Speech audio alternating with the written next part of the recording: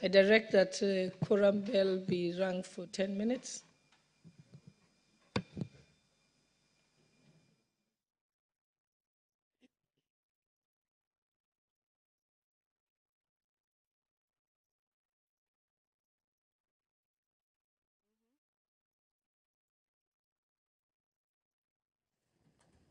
The quorum bell has been rung at the National Assembly this morning, and according to the directives by the Deputy Speaker, currently presiding over the business of the National Assembly, is that a particular quorum bell should be rung for 10 minutes to give members of the National Assembly some leeway to make their way into the chamber this morning to allow the House commence business this morning. This directive on quorum has been guided by the House Standing Orders number 34, subsection 1, that guides the House upon the commencement of business on matters quorum. According to the Standing Orders of the National Assembly, we need at least 50 members to be in the chamber this morning for the commencement of business, presided over by the Deputy Speaker of the National Assembly, Honorable Gladys Boss. Before I handed you over to the live proceedings of the chamber, I was just taking you through the highlights in the order of business this morning, where the House is set to consider the Higher Education Loans Board Amendment Bill proposed by Honorable Joyce Kamene. The House is set to resume debate on this afternoon.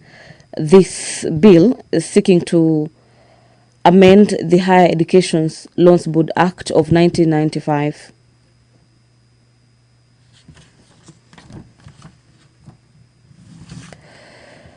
The objective of the bill is to amend the Higher Education Loans Board of this is Higher Education Loans Board Act number 3 of 1995 to expressly provide that the Higher Education Loans Board shall not deny a loan to a student who has not attained the age of 18 years. The amendment further provides that any student who applies for an education loan and who is under the age of 18 years shall be required to have his or her parents or guardians are co-signatories to the loan agreement so as to ensure that the validity of the loan agreement is in place. According to the sponsor of this bill, this will ensure that university students who have not attained the age of 18 years and who do not yet have national identification cards are allowed to access higher education loans. The amendment will thus ensure that loans are accessible to all eligible university students despite their age. The bill by Honorable Joyce Kamene does not delegate legislative powers and does not limit fundamental rights of freedom. And this bill does not concern county governments in terms of Article 109, subsection 5 of the Constitution, as it does not contain provisions that may affect the functions and the powers of the county governments as yet are set out in the 4th schedule of the Constitution. The move of this bill goes on to outline that universities and other institutions of higher learning is a function of the national government as provided in Part 1 of the 4th schedule of the Constitution, and this does not in any way interfere with the affairs of the county government.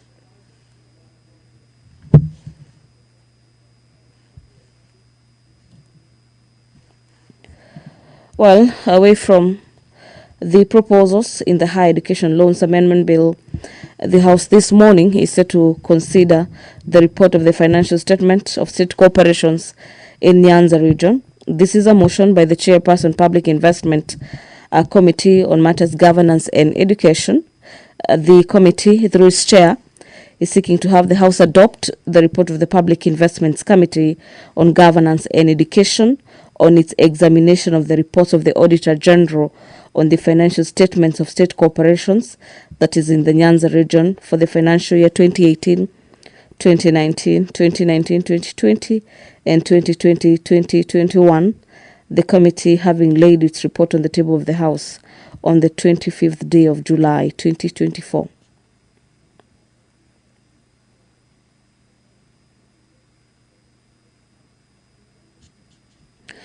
The Political Parties Amendment Bill, National Assembly Bills number 35 of the year 2022 is lined up for consideration this morning. We will be expecting members of the National Assembly to make their contributions in regards to various amendments proposed in the Political Parties Amendment Bill. This is National Assembly Bills number 35 of the year 2022, and this bill is by the Vice Chairperson, Procedure and House Rules Committee.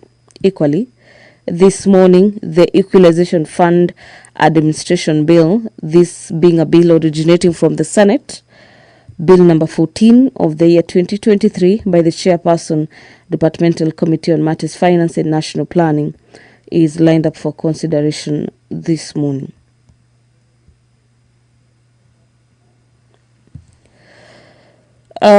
Person to Standing Orders of the National Assembly. Standing Orders number 44, subsection 2C. Number of members of Parliament are set to request for statements. Honorable Bernard Kitur, the Member of Parliament for Nandi Hills constituency, is set to request for a statement on the status of illegal organ harvesting in Eldoret City. The statement on illegal harvesting of organs in Eldoret City will be handled by the National Assembly Departmental Committee on Matters Health. Honorable Mashua Waithaka, the Member of Parliament for Kiambu, will be requesting for a statement on the status of internet connectivity in ICT hubs within Kiambu constituency, and the request for statement will be handled by the Committee on Matters Information and Innovation. The House Committee on Administration and Internal Security will be handling the request for statement on security situation in the areas of Tarbaj constituency. This statement will be sought by Honorable Hussein Abdibare, the Member of Parliament for Tarbaj. And finally, under Standing Orders number 44, subsection 2C, Honorable Omar Munyi closes that chapter. The Member of Parliament for Changamwe is set to request a statement on the grievances by employees of Ashton Apparel EPZ Limited and Mombasa Apparel EPZ Limited. The statement that will be sought by Honorable Omar Munyi, the Member of Parliament for Changamwe, will be tackled by the Departmental Committee on Matters Labour.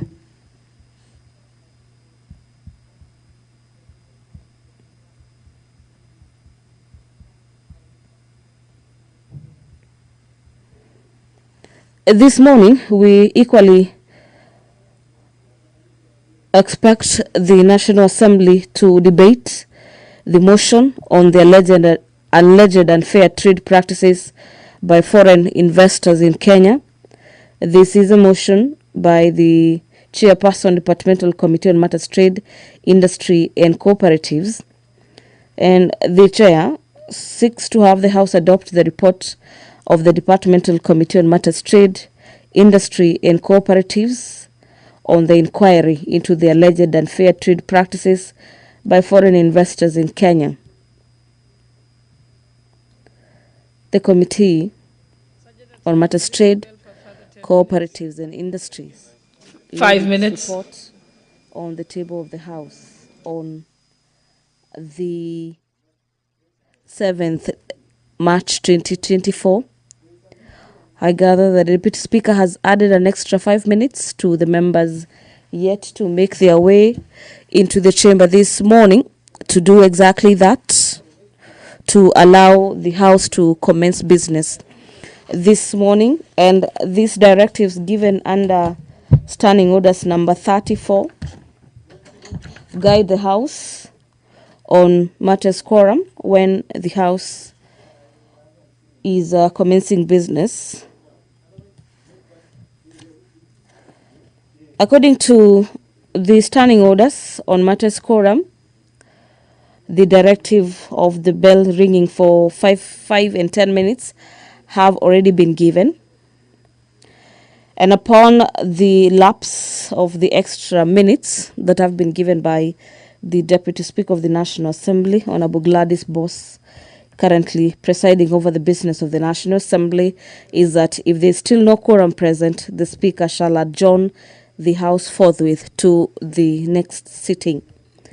Today being a Thursday, in the event that quorum is not attained, the Speaker has no other option other than adjourning this morning's sittings up to the next fourth sitting, which is today at around 2:30 p.m. Not at around, at exactly 2:30 p.m. is when the House sits on Thursday. So we await to see if the House is going to raise that pertinent number of 50 to commence business this morning, and the directives that will be given by the Speaker in the event that has not been attained. So currently we have the whipping members of the National Assembly to make their way into the chamber this morning to raise that pertinent number of 50 to allow the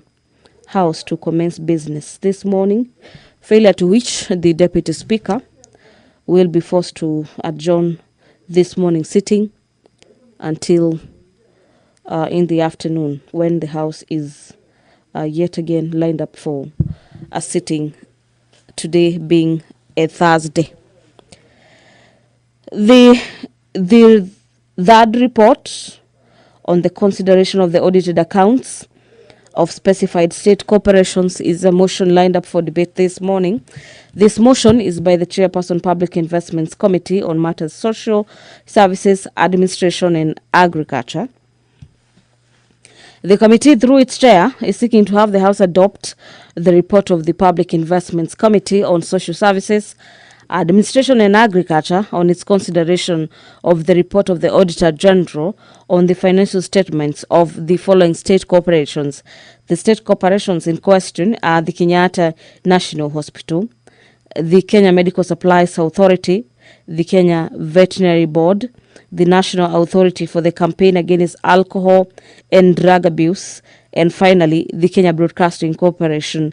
These reports are ranging from the year 2000 all the way to 2013 for KBC, 2017 all the way to 2021 for the National Authority for the Campaign Against Drug Abuse, and for the Kenya Veterinary Board from the year 2018 all the way to 2021, the Kenya Medical Supplies Authority for the year 2017 up to 2019, and the Kenya National Hospital, the Kenyatta National Hospital from 2018 all the way to 2020. These are audit reports in regards to how the state corporations used or utilized the monies allocated to them.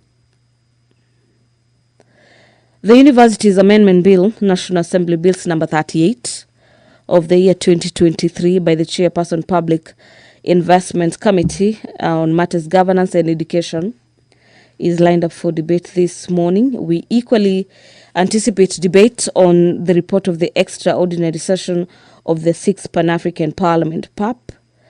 This is a motion by the member of the Pan-African Parliament that the House notes the report of the Kenyan delegation to the extraordinary session of the 6th Parliament of the Pan-African Parliament that was held in Midrand in South Africa from the 20th to the 27th of March 2024. The caucus representing a Parliament of Kenya in South Africa laid its report on the table of the House on the 2nd day of May this year.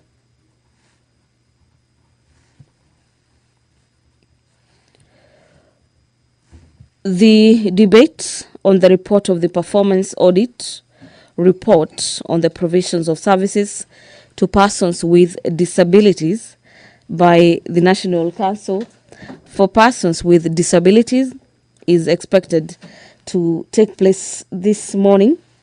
This motion is by the Chairperson Public Investment Committee on Social Services, Administration and Agriculture, and the committee on behalf the Chairperson, on behalf of his committee, is seeking to have the House adopt the report of the Public Investments Committee on matters administration and agriculture on its consideration of the performance audit report by the Auditor General on the provision of services to persons with disability, the National Council for Persons with Disability, and this report was laid on the table of the House on the 30th of July 2024. Some movements in the chamber this morning to ascertain whether the quorum has been achieved, and in the event the House is not properly quorated, the Speaker adjourns the House.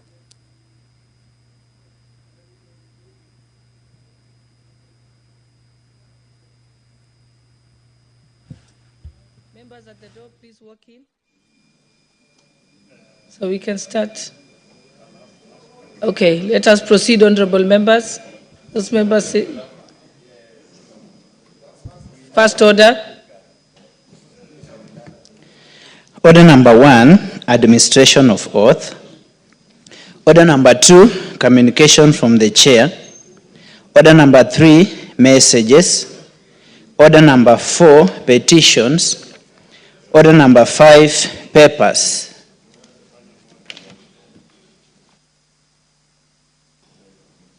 Honorable members, allow me to reorder the order paper. Just before you start, Honorable Osoro, when we get to order number 6, we shall move to order number 8 to 15, and then get back to order number 7. You may proceed, Majority Leader.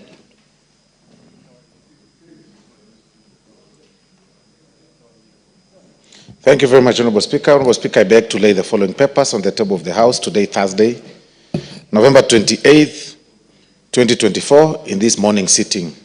Reports of the Auditor General and financial statements for the year ended 30th June 2024, and the certificates therein in respect of Mombasa, Nairobi, Addis Ababa Road, Corridor Project Phase 3, number PZI DBO 095, loan number 2100-1500-255546, Kenya National Highways Authority.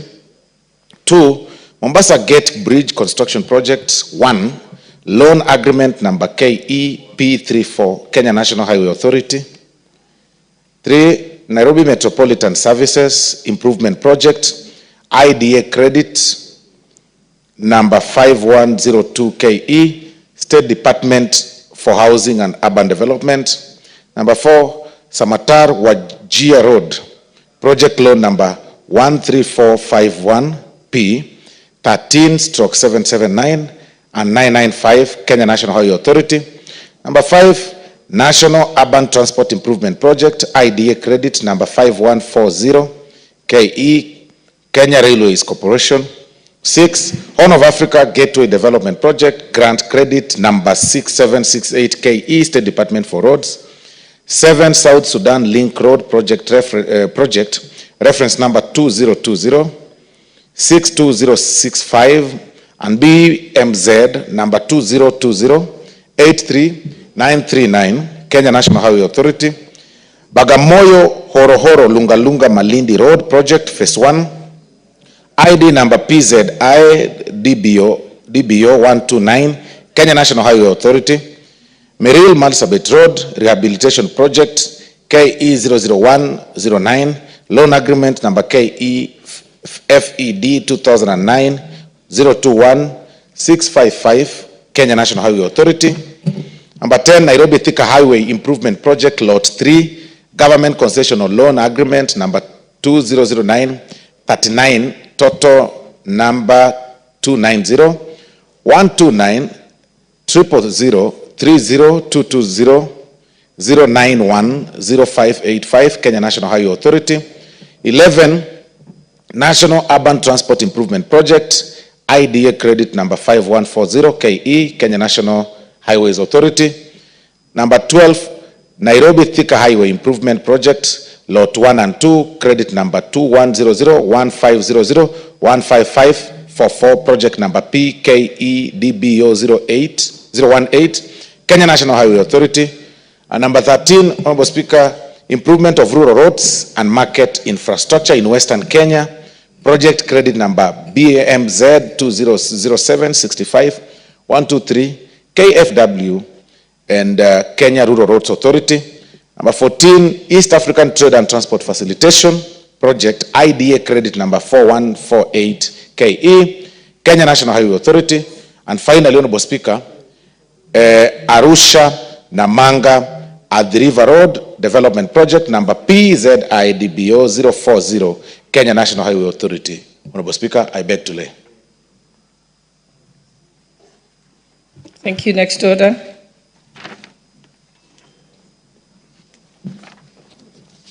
Order number 6, notices of motion.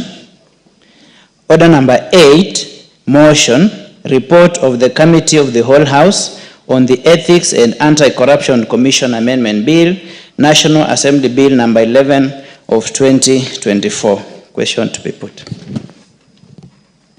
Honorable members, I now put the question that this House do agree with the report of the Committee of the Whole House on its consideration of the Ethics and Anti-Corruption Commission Amendment Bill, National Assembly Bill number 11 of 2024. Will as many as of that opinion say aye?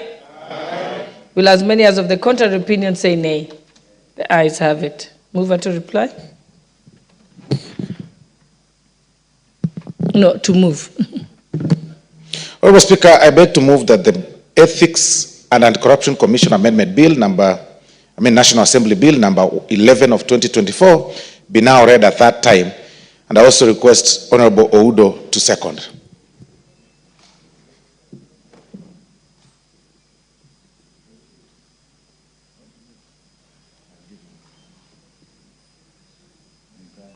Thank you, Honorable Speaker. I second.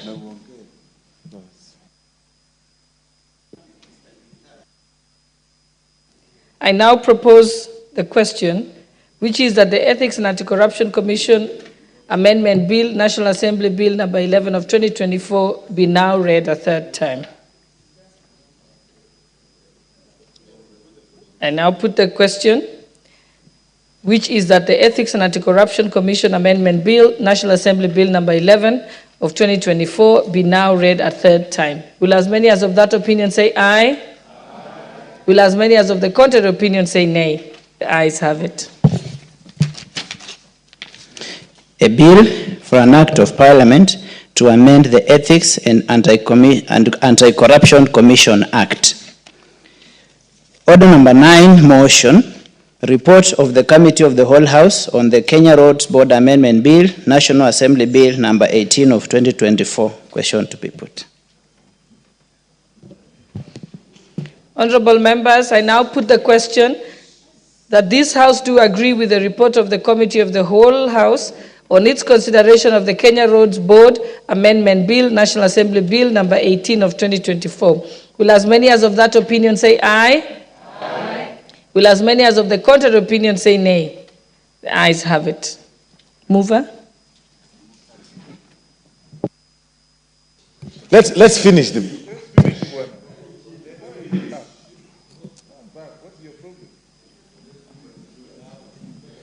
Thank you very much, Honorable Speaker. Thank you very much, Honorable Speaker. Honorable Speaker, I beg to move that the Kenya Roads Board Amendment Bill, National Assembly Bill number 18 of 2024 be now read at that time, and I also request the Honorable Ferdinand Wanyonyi to second.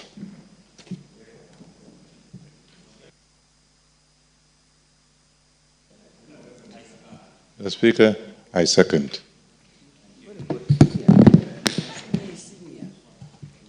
Honorable members, I propose the question that the Kenya Roads Board Amendment Bill, National Assembly Bill number 18 of 2024 be now read a third time. Thank you, honorable members. I therefore put the question, which is that the Kenya Roads Board Amendment Bill, National Assembly Bill number 18 of 2024 be read a third time. Will as many as of that opinion say aye? Aye. Will as many as of the contrary opinion say nay? The ayes have it. A bill for an act of parliament to amend the Kenya Roads Board Act 1999. Order number 10, motion, report of the Committee of the Whole House on the Kenya Revenue Amendment Number 2 Bill, National Assembly Bill Number 35 of 2024. Question to be put.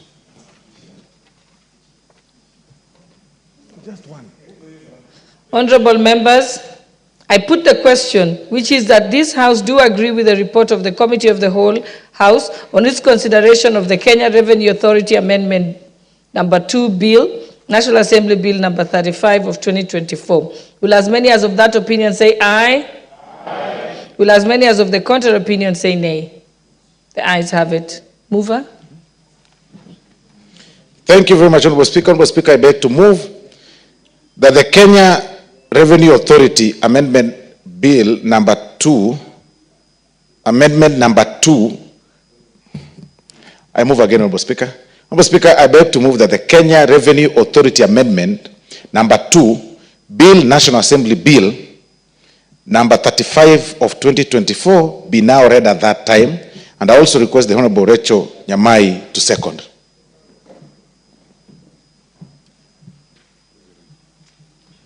Honorable Speaker, I second. Honorable members, I propose the question, which is that the Kenya Revenue Authority Amendment Number 2, Bill, National Assembly Bill Number 35 of 2024 be now read a third time. I therefore put the question, which is that the Kenya Revenue Authority Amendment Number 2 Bill, National Assembly Bill Number 35 of 2023 be now read a third time. Will as many as of that opinion say aye? Aye. Will as many as of the contrary opinion say nay? The ayes have it.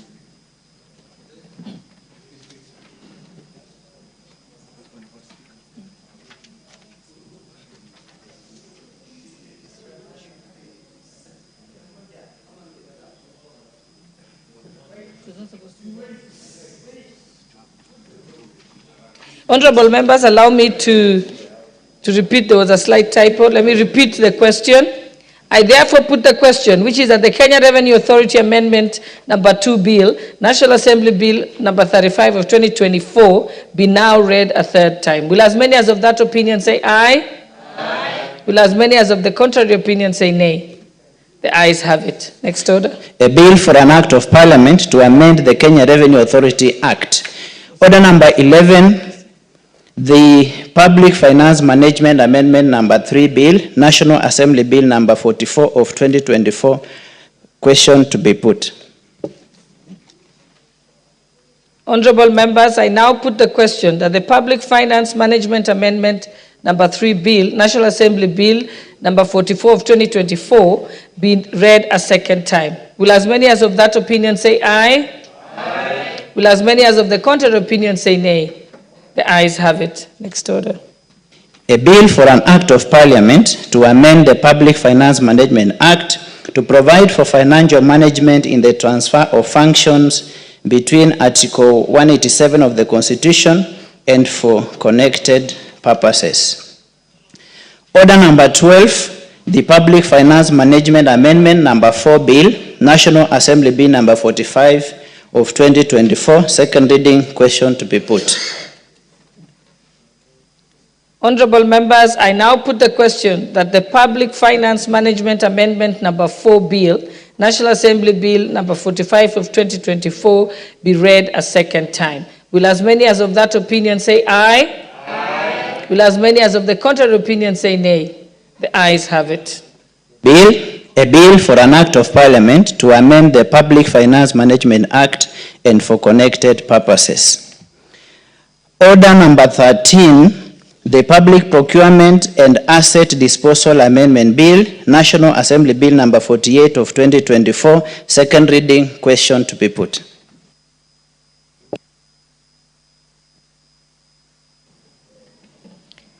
Honorable members, I now put the question that the Public Procurement and Asset Disposal Amendment Bill, National Assembly Bill Number 48 of 2024 be read a second time. Will as many as of that opinion say aye? Aye. Will as many as of the contrary opinion say nay? The ayes have it. A bill for an act of parliament to amend the Public Procurement and Asset Disposal Act and for connected purposes.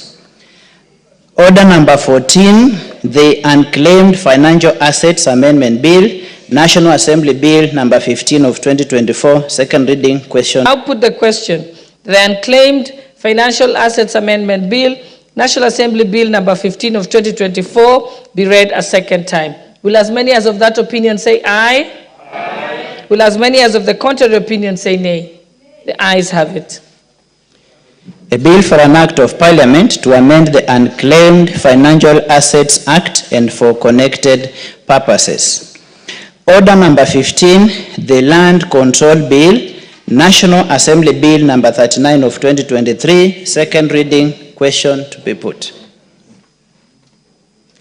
Honorable members, I now put the question that the Land Control Bill, National Assembly Bill number 39 of 2023 be read a second time. Will as many as of that opinion say aye? Aye. Will as many as of the contrary opinion say nay?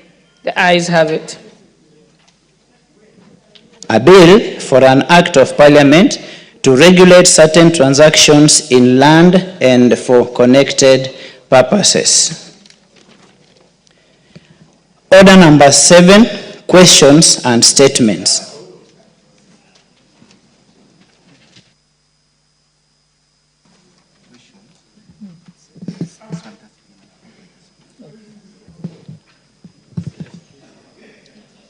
Honorable members, I think we have several statements.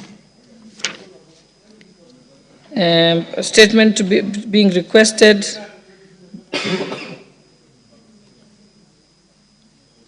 Yes, the Honorable Abdi Bare, member for Tarbaj.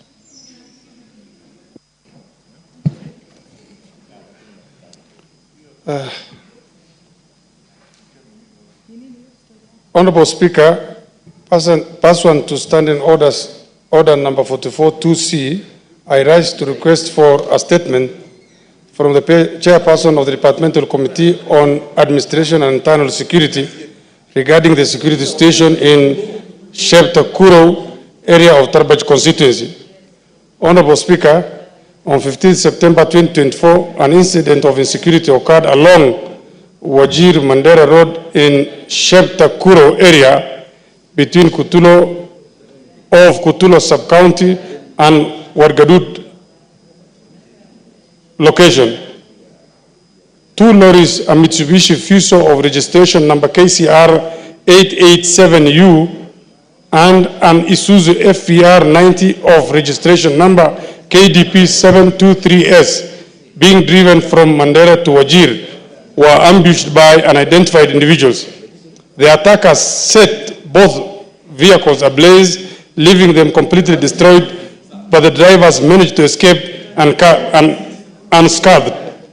The motive of the heinous act remains unknown, causing fear and anxiety among the locals on the state of security in the area. Honorable Speaker, it is against this background that I request for a statement from the chairperson of the Departmental Committee on Administration and Internal Security on the following. 1, a report on the status of investigation into the incident, including whether any arrests have been made since the incident was reported to Kutulo Police Station under OB number 09/15/09/2024. 2, the measures put in place by security agencies to ensure that the Wajir Mandera Road project, which is part of the Horn of Africa Gateway Development Project that is currently ongoing, is not disrupted by further incidents of insecurity. And 3, the long-term strategies in place to address and permanently resolve the persistent issues of insecurity in Tarbaj constituency and the entire region of Kenya. I thank you, Honorable Speaker. I've exercised my discretion to allow the Honorable Member for Lafi to say something.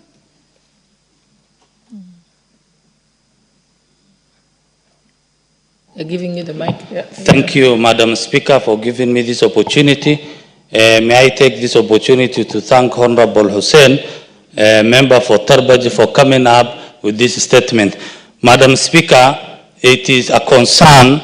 I have an interest on this statement.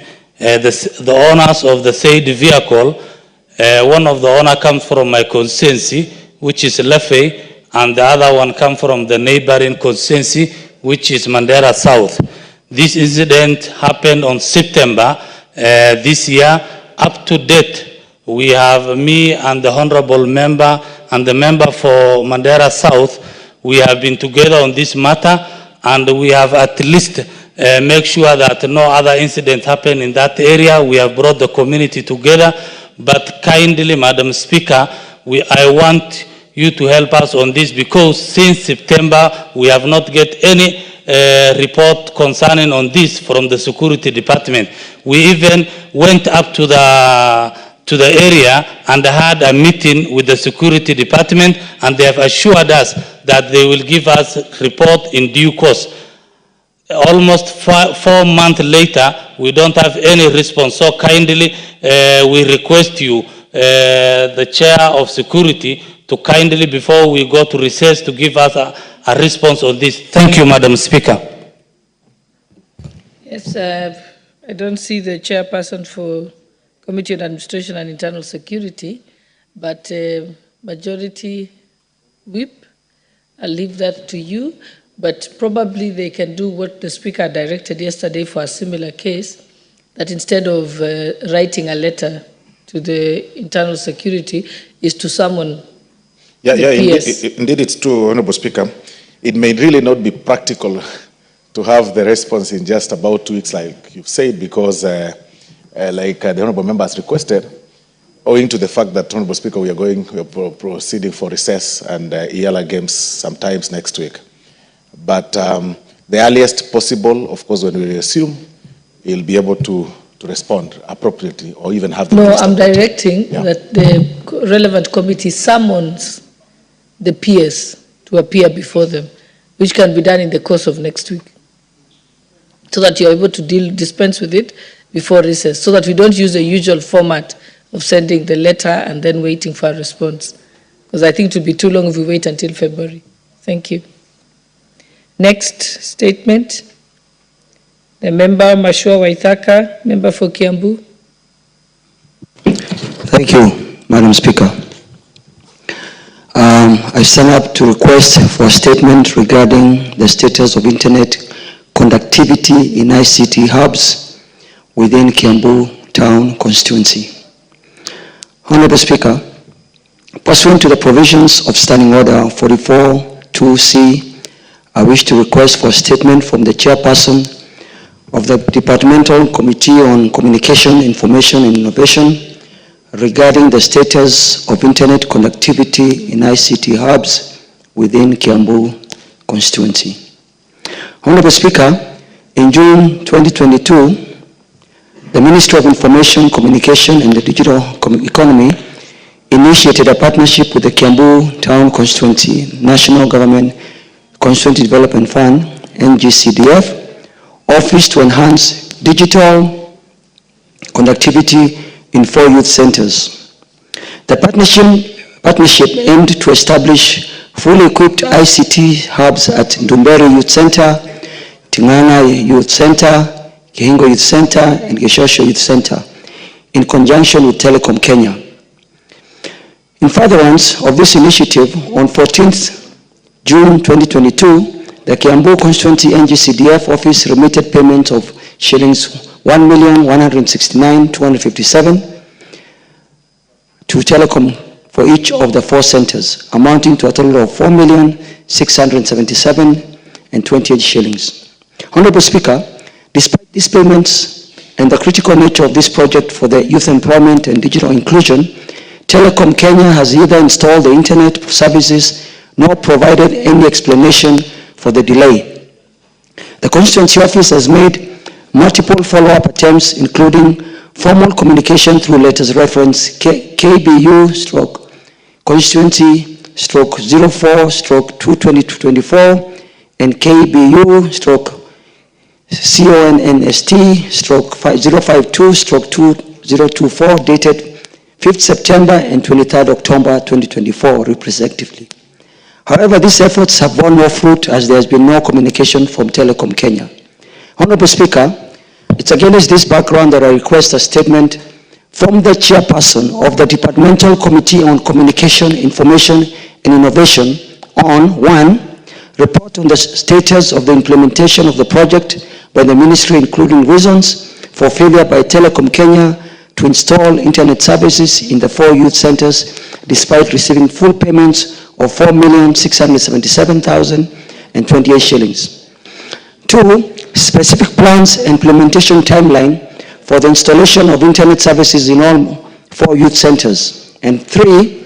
Framework for monitoring and ensuring timely implementation of digital infrastructure projects that support the commitment of the government to create an employment for the youth through digital information, including measures to hold service providers accountable for project implementation delays. Honorable Speaker, we really need this to be confirmed so that we can know the status, because we are very ready to implement our youth centers, but we've been frustrated by Telecom Kenya. So I would urge, Madam Speaker, that the chairperson avails this report as soon as possible. Thank you, Madam Speaker. Yes, Honorable Busia, what is it? Thank you, Madam Speaker. The statement by Mheshimiwa has just come in at the right time when I was hosting the ICT ministry in my constituency. And Madam Speaker, I really invited a lot of youth who are using these ICT apps. And there's a lot of employment happening in ICT centers. Shockingly, I learned that only 110 constituencies have undertaken this initiative of establishing ICT apps. So, Madam Speaker, one of the key issues that was raised in that forum was the slow internet the ministry has installed. Madam Speaker, I would like to request you guide us also when they will be answering the issues of ICT apps in Kiambu. They also address this issue countrywide so that our young people can access faster and reliable internet, Madam Speaker. Thank you. Again, I think on this issue, the most efficient way, given that we are going on recess, is to actually have the committee summon the PS ICT because they are the ones who can put pressure on Telcom. I think that would be a more efficient way. Do you agree, Honorable Member for Kiambu? And so I direct that the Honorable Majority Whip, you ensure that that happens. You don't seem to be taking notes. Yes, yes, thank you, Madam Speaker. Thank you. Yes, Honorable Mugambi.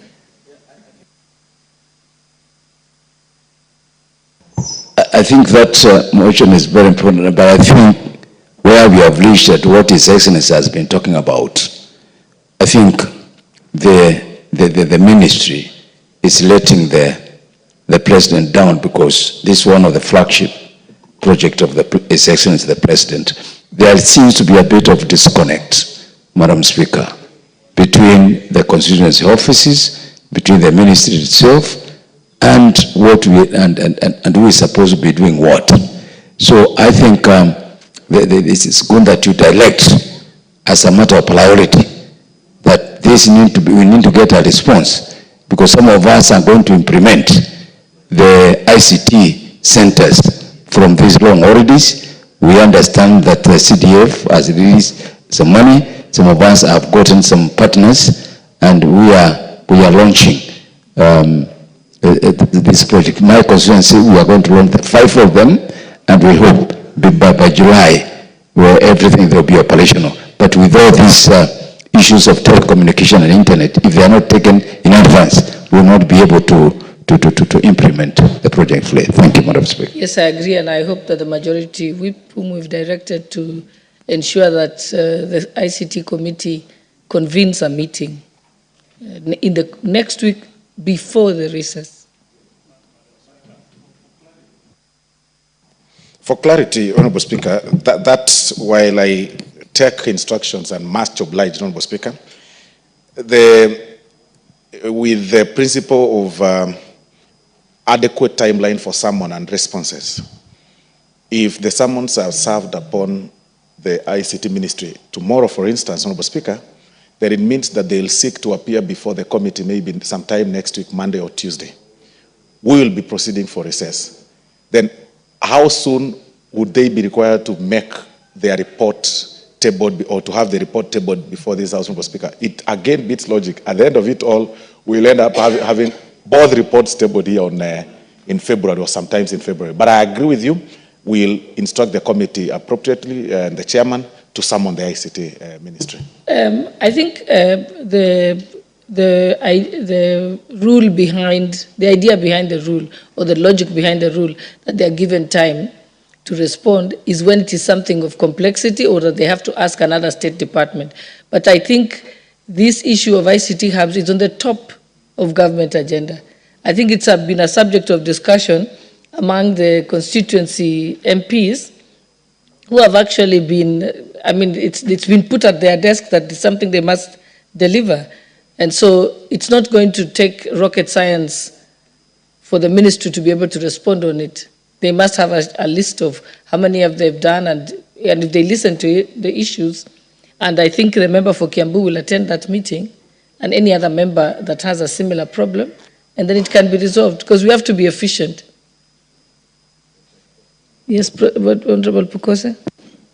Madam Speaker, I think with the time limit that we have before we go into recess, this is something that many of us, me included, for NDBS, have been following and even had a discussion with the peers. He even gave me somebody who was responsible, but without, even with following with that, because my ICT app has been operational, but the problem is the internet.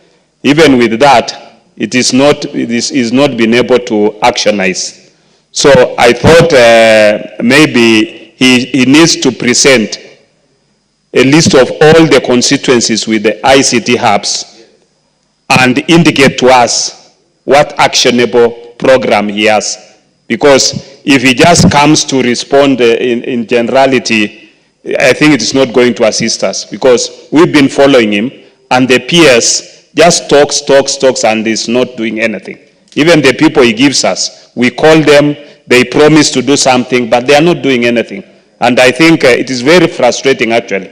You go to the constituency, I've even spent money to put the Safaricom to see if it can assist. And you see Honorable Nguna is also agreeing with me. So I think something has to be done that can be able to be actionable, because they've indicated to us that they have put cyber, this cyber, I think the network, which is supposed to be accessible, free through, I think, Kongsa City and all that. But all with that, nothing is happening. And I think, I don't know whether the PS and now the new CS have an idea on how the frustrations Kenyans are going through, especially the youths. Because when the president goes to a place and he says, we put ICT hub, it is now, people can now be able to access. But on the ground, people know that these things are not working. So it makes whatever statement the president is making to look ridiculous, because people are not, it is not working. People are asking themselves, you see, the head of state has good intentions, but his people, the PS and the CS, they are not doing what they should be able to do with the people within that ministry. Yeah, and that's why I'm saying this is a very urgent matter, a majority whip.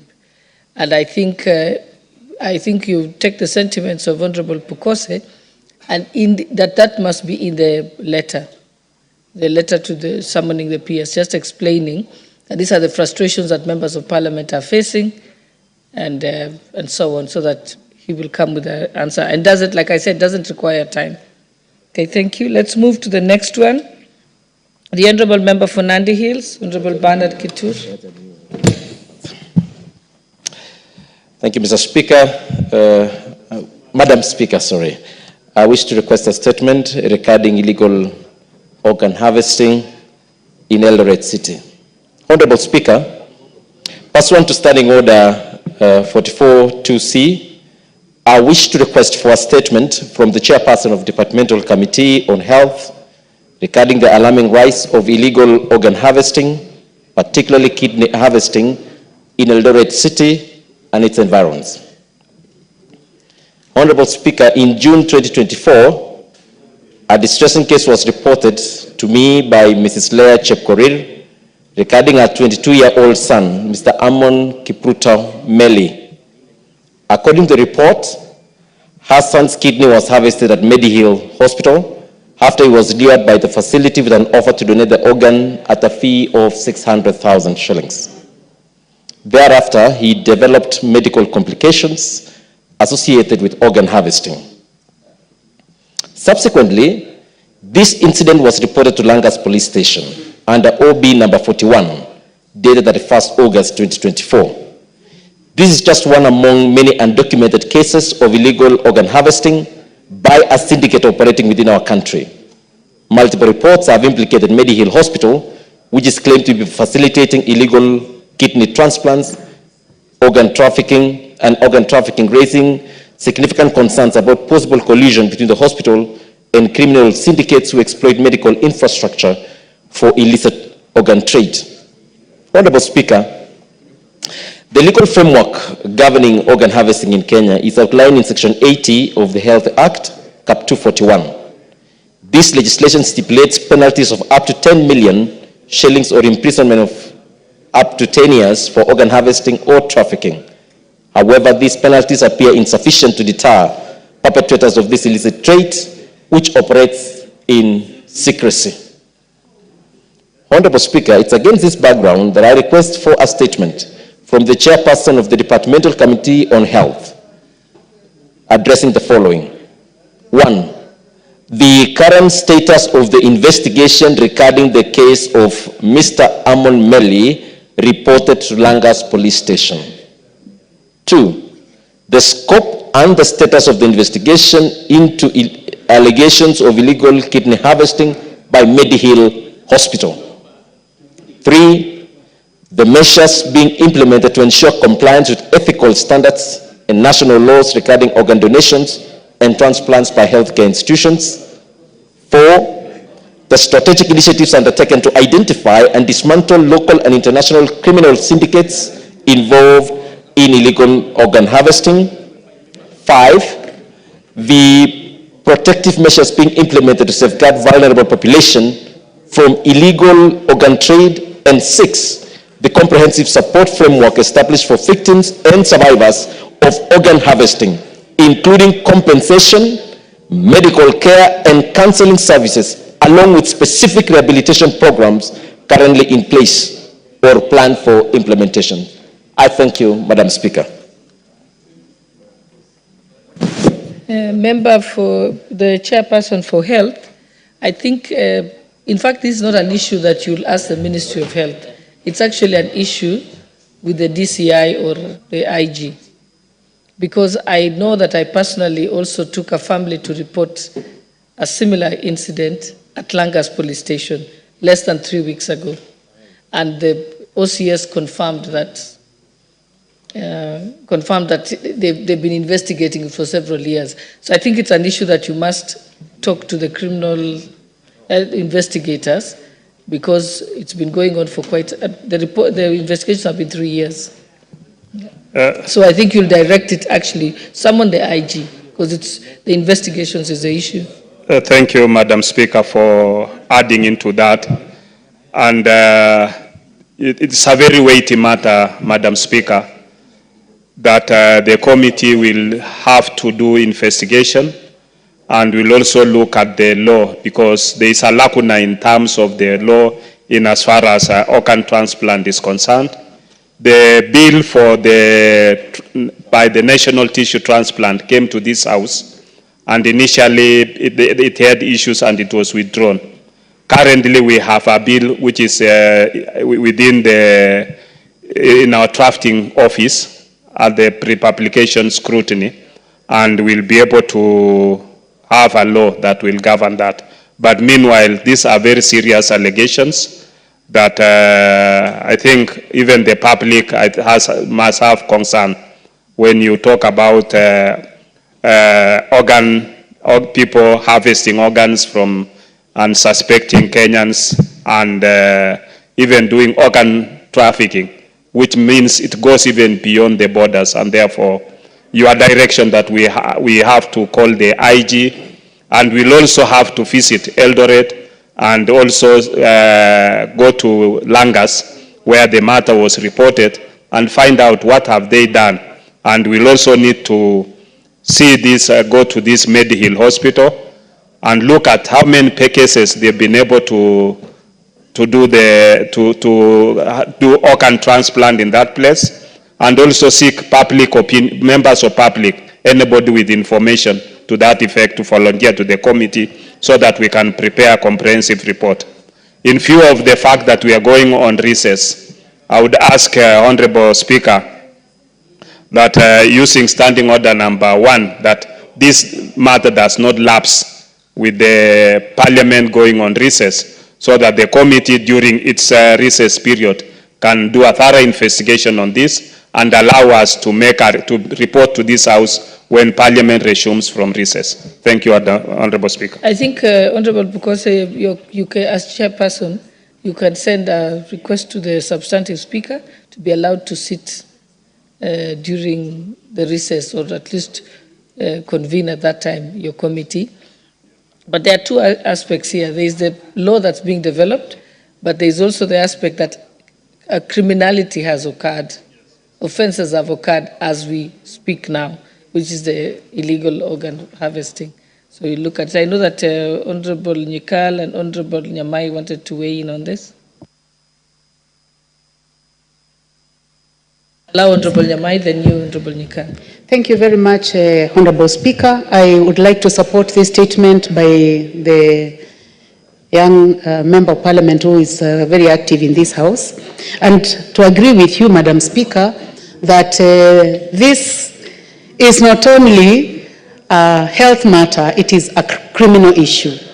And I am sure that the Honorable Dr. Pokose is equal to the challenge. This is not only happening in Kenya, it is happening in the whole of Africa. Initially, it was about poverty, but now it is about people lengthening their lives by acquiring organs of younger people and believing that when they have these organs of younger people, they can live longer.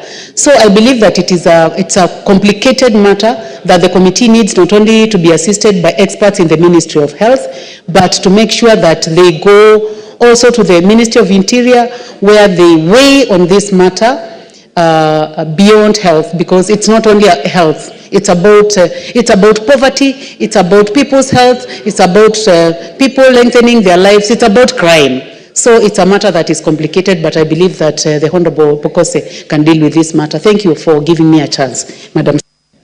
Honorable Nyikal. Thank you, Madam Speaker. This is an extremely important matter before us, and I applaud the Honorable Member for raising it. And I want to support what the chair of our committee actually indicated. It is actually a criminal matter. It is a professional matter. And therefore, we need to look at it. We'll not only look at the police aspects, we'll also have to carefully look at the professional aspects, because for it to happen, professionals must be involved. And it's not just probably one profession, it will be a number of professions. So I think if you are given the time, and our chair can actually seek permission from the substantive speaker, so that we actually look at all aspects of this and make sure that the various laws eventually get into place, the professionals that have been involved is taken to task, and then the criminal aspects also then weigh in. So I really support the move by the member and the suggestion by our chair of the committee. Honorable Tongoyo.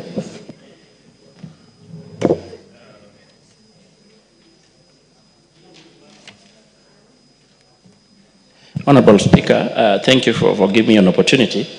Honorable Speaker, the issue raised by the Member of Parliament for Nandi Hill, Nandi Hill is a very serious issue, Madam Speaker, that should be of bigger concern to all of us and Kenyans.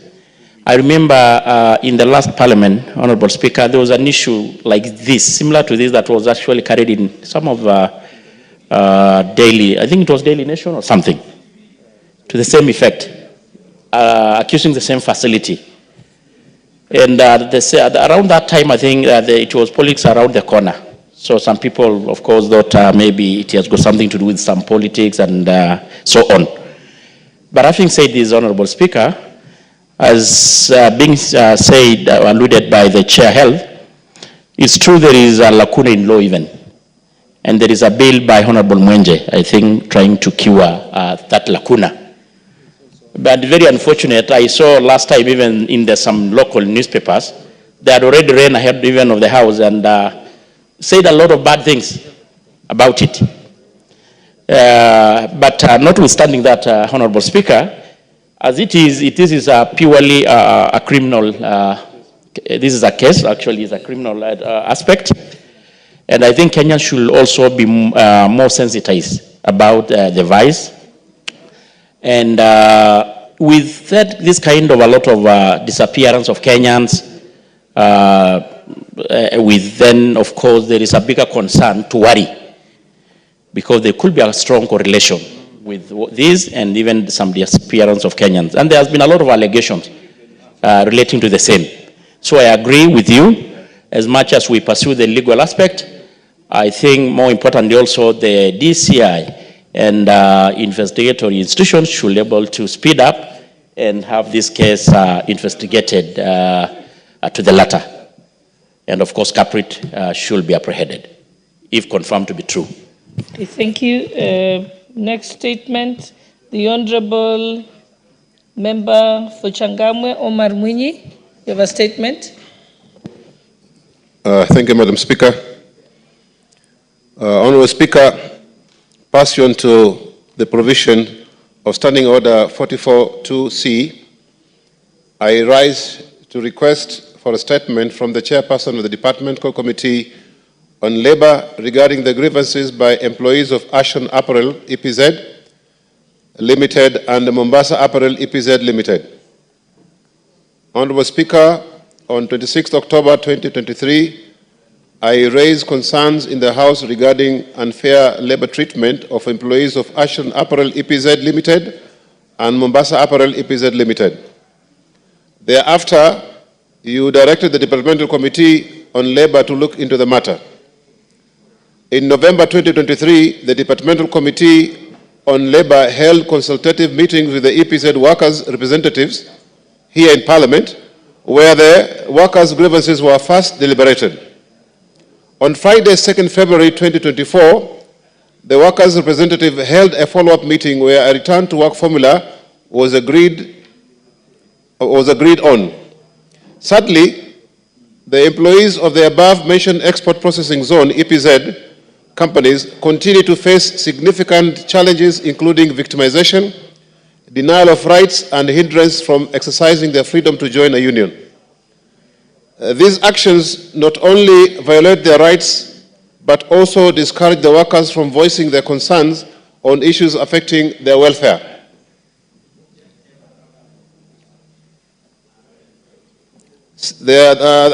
Concerning their welfare, safety, and fair treatment in the workplace, contrary to Article 41 of the Constitution. The persistent violation of workers' rights by the two companies calls for for comprehensive intervention of this House. Honorable Speaker, it is against this background that I request for a statement from the Chairperson of the Departmental Committee on Labour on the following. First, the status of implementation of the return to work formula agreed on between the Ashton Apparel EPZ Limited, Mombasa Apparel EPZ Limited, and the workers' representative on 2nd February 2024. Two, the challenges faced, if any, in the implementation of the return to work formula agreed on.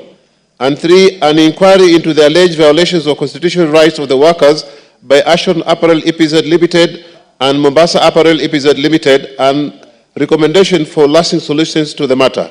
I thank you, Honourable Speaker. And if you may allow, Madam Speaker, I would like to give you the current situation as it stands right now, as it stands. Madam Speaker, it is very unfortunate that the Labour Ministry, which is supposed to be the ministry which safeguards the workers' interest, it is actually the first which, of course, is trying to work with the management to thwart any effort the workers have or make to emancipate themselves from victimization and violations of their rights in companies. As we are right now, Madam Speaker, the company has sacked almost 400 employees, and they sack and employ new ones so that they remove all those who are in the union, so that the number which is required is not actually arrived at. So, Madam Speaker, I would like you to direct to have this matter dealt with next week, so that at least before we go for recess, we can actually have something to start on, and maybe even during our recess, Madam Speaker, to carry on until this matter is sorted out. Thank you, Madam Speaker.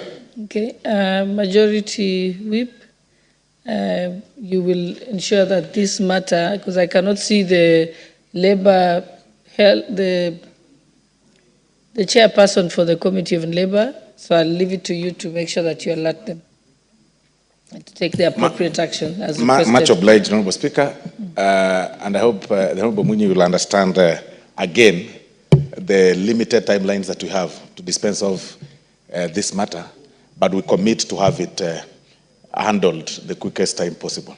Thank you very much. Okay, now the statement by the Honourable Member for Kerusoi South, Honourable Joseph Tanui.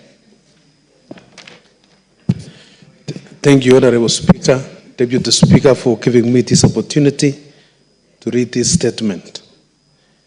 Honourable Speaker, pursuant to the provisions of Standing Order 44.2c, I rise to request a statement from the chairperson of the Departmental Committee on Labour regarding mistreatment and unfair dismissal of employees at Kiptagich Tea Estate, located in Kuresoi South constituency.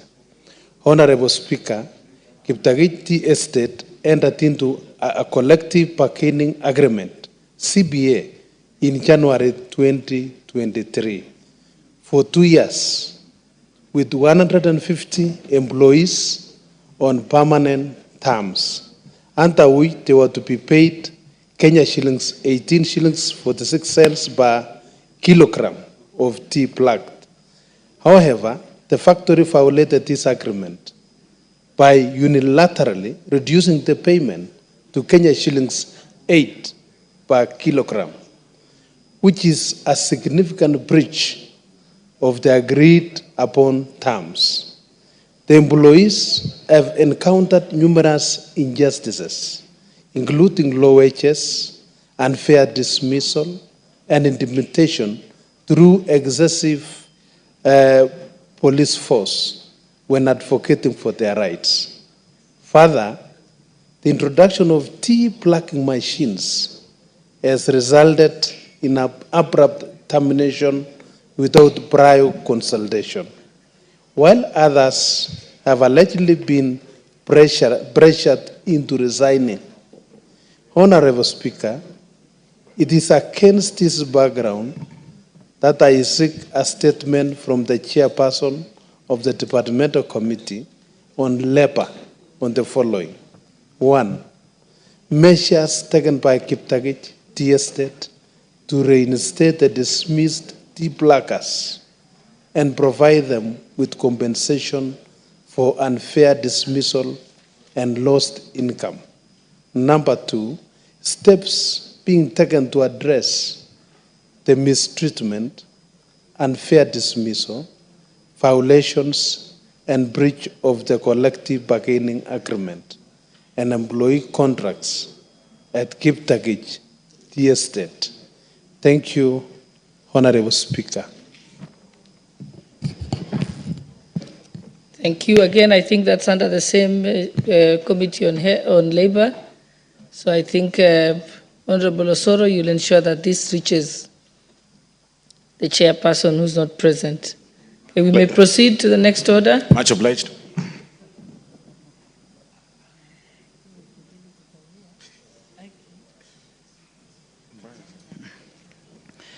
Order number 16, Committee of the Whole House.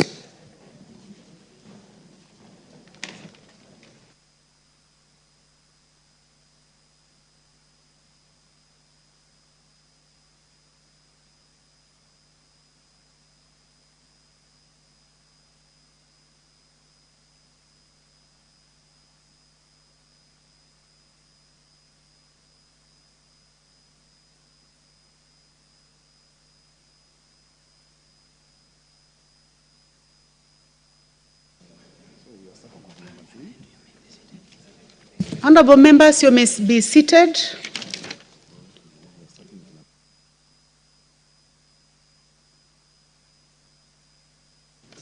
We are in the Committee of the Whole House, honorable members, and we'll start with the Public Finance Management Amendment Bill number 3.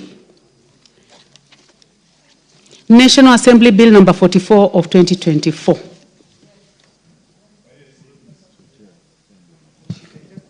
I can see the Chairman Finance is here, so we may proceed. Clause 2.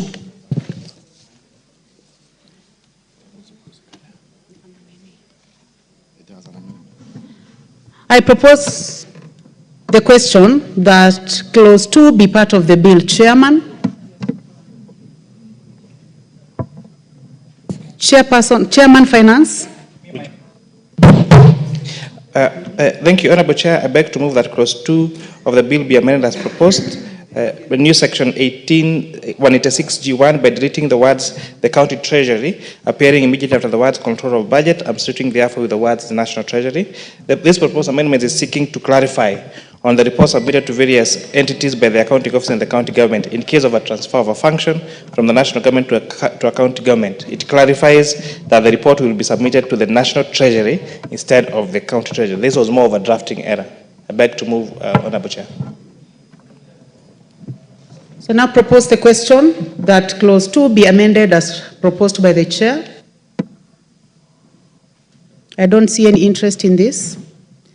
So I now put the question that Clause 2 be amended as proposed by the Chair. Will as many as of that opinion say aye?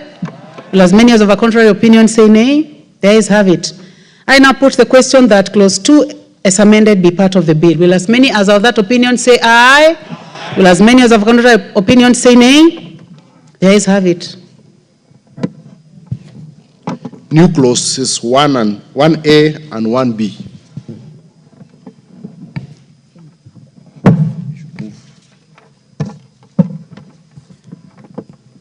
I now call upon the Chair to move second reading of the new clause 1A and 1B.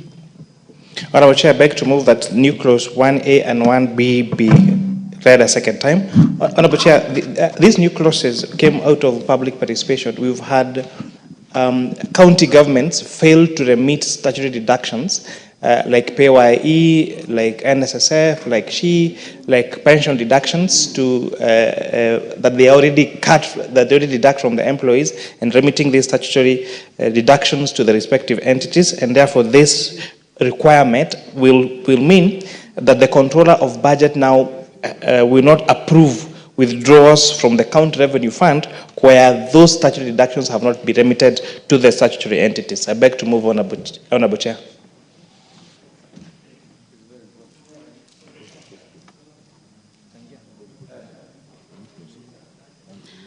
Let me first of all propose. So I propose the question that new clause 1A and 1B be now read a second time. Honorable Charles, did you want to comment on this? Chair, I just want to comment and thank the Chair for bringing this issue. Actually, this is going to cure and also to bring discipline in terms of the statutory remittance by the employees. So Madam Chair, many of our staff, and even not our staff here in Parliament, staff in other public institutions have been suffering from delayed remittance of the statutory deductions by the companies, taxes, pension, and social insurance schemes. So, Madam Chair, I fully support Chair, and thank you very much for bringing such an important amendment in this bill. Thank you. The Honourable Member for Buri, Honourable Indikiri Mugambi. I think this is a very important amendment, Madam Chair. You know, many organizations are very insensitive when it comes to the welfare of the workers. Madam Speaker, we have seen many people even pass on, and when they go to claim their final dues, they are told there is no submission of their statutory deductions, Madam Speaker, Madam Chair. So this is very important. It's going to bring discipline. And when you see a county is not responding on monthly basis, it shows how irresponsive they are. And I want to suggest that it's not only the counties, it's all the institutions, public institutions, that it need to apply. We have so many universities that have gone down. Many institutions have gone down. Many institutions are being sold out. Many institutions are collapsing, and they're leaving the workers without their benefits. So I support this amendment and request the chair that moving all the public institutions need to be given the same standard of operations. I thank you, Madam Chair.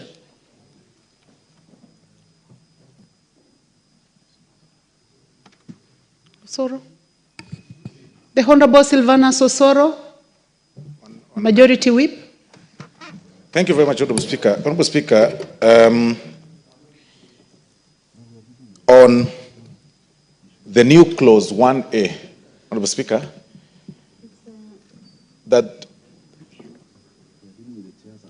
oh, sorry. Thank you very much, Honourable Speaker. Honourable Speaker, I also want to join the other members who've spoken ahead of me in support of what the Honourable Chair for Finance has moved. Honourable Speaker, it is important to realize that the remittance of the statutory deductions is paramount, Honourable Speaker.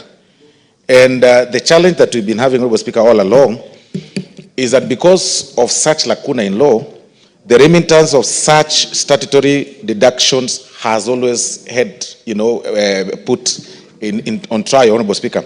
And I think this will cure that challenge entirely, give the relevant authorities, including the control of budget, power or a bit of some retributory measures, of course, to even not to approve any withdrawals from the county revenue fund if such deductions have not been remitted, Honourable Speaker. So I also support on that. Thank you very much, Honourable Speaker. Thank you, Majority Whip. I now put the question that clause 1A, that new clause 1A and 1B be part of the bill. Will as many as of that opinion say aye? Aye. Will as many as of a contrary opinion say nay? The ayes have it. New clause 1A. I now call upon the mover. 1A. Honourable Speaker, I beg to move that the bill be amended in new clause 1A, Honourable Speaker, the new clause immediately after clause 1A. Chair, you are going to move second reading because it's a new clause. Sorry. Honourable Speaker, I beg that the new clause 1A be now read a second time, Honourable Speaker.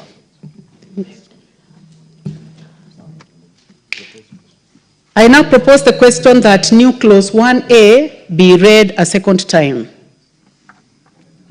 You may now proceed to explain. Honourable Honorable Speaker, thank you very much. Honorable Speaker, the justification of this particular clause is that there is need to increase the timeline for submission of the county fiscal strategy paper to the county assemblies, Honorable Speaker. It's quite paramount, Honorable Speaker, that the amendment of the Public Finance Management Act of 2012 to also increase the period for consideration, Honorable Speaker, of the budget policy statement from 14 to 21 days, which is very necessary, Honorable Speaker, to allow for comprehensive scrutiny of the proposals contained in the statement. Honorable Speaker, the timeline that was 14 days, as it were, Honorable Speaker, is really not sufficient to scrutinize the budget policy statement, Honorable Speaker, and the justification of this new clause, Honorable Speaker, is to at least extend the timeline by another 7 days so that the whole policy statement can be well scrutinized, comprehensively relooked at, and so to get the justifiable end, Honorable Speaker. Thank you very much. I beg to support that, to move that. Thank you, Chairman. Honorable Speaker, there are two very important policy documents that inform the budget process of national government and county governments. For the national government, it's a budget policy statement, and for the county government, it's a fiscal strategy paper. So the current provisions in the PFM Act provides for only 14 days for consideration. And therefore, you find that committees have to really rush to complete this process, submit to the budget committee within 14 days. Therefore, this extension from 14 days to 21 days will enable both National Assembly and county assemblies to have enough sufficient time to scrutinize these very important policy papers that inform the budgets for national government and for county governments respectively. I thank you, Honorable Chair.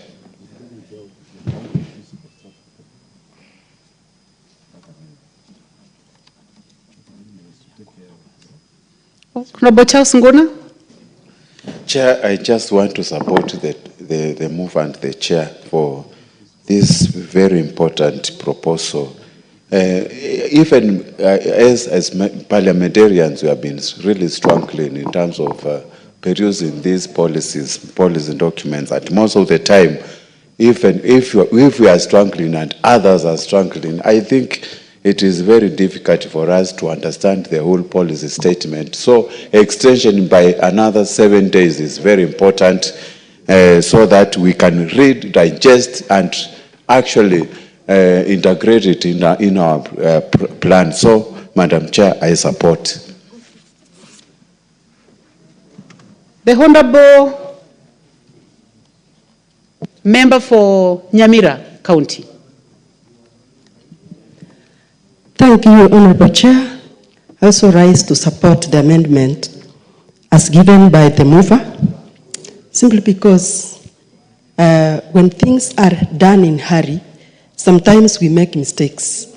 So the moving of the timelines from 14 days to 21 days has got a lot of justification, so that these things, anything that is done in the budget policy paper, can be done so well so that there is nothing which can bring problems in between. So, Honorable Speaker, I stand to support, and this will be good for our county governments. Thank you, Honorable Speaker. Thank you, members. And just for information to the House, we are dealing with Section 117 of the PFM Act, and this one is focusing on the county fiscal strategy paper. We will later come to the BPS at another time, but this is concerning the counties. But now we may proceed. I now propose the question, which is that clause 1A be part of the bill.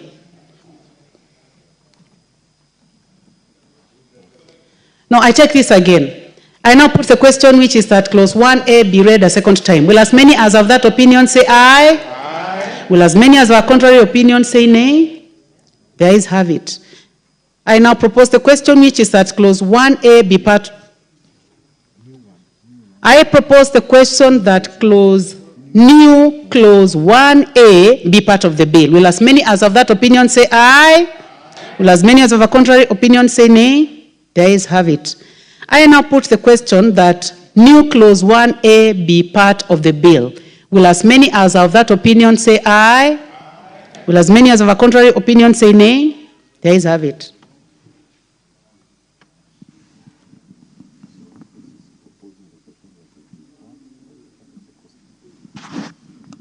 Long title. I propose the question that the long title be the title of the bill.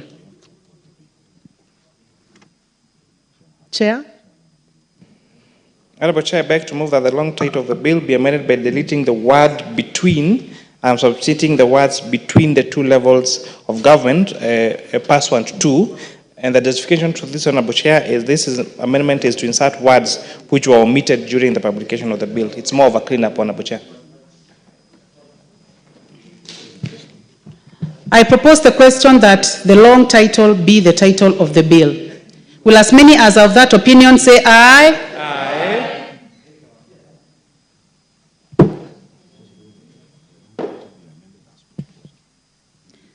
I propose the question that the long title be amended as proposed by the chair.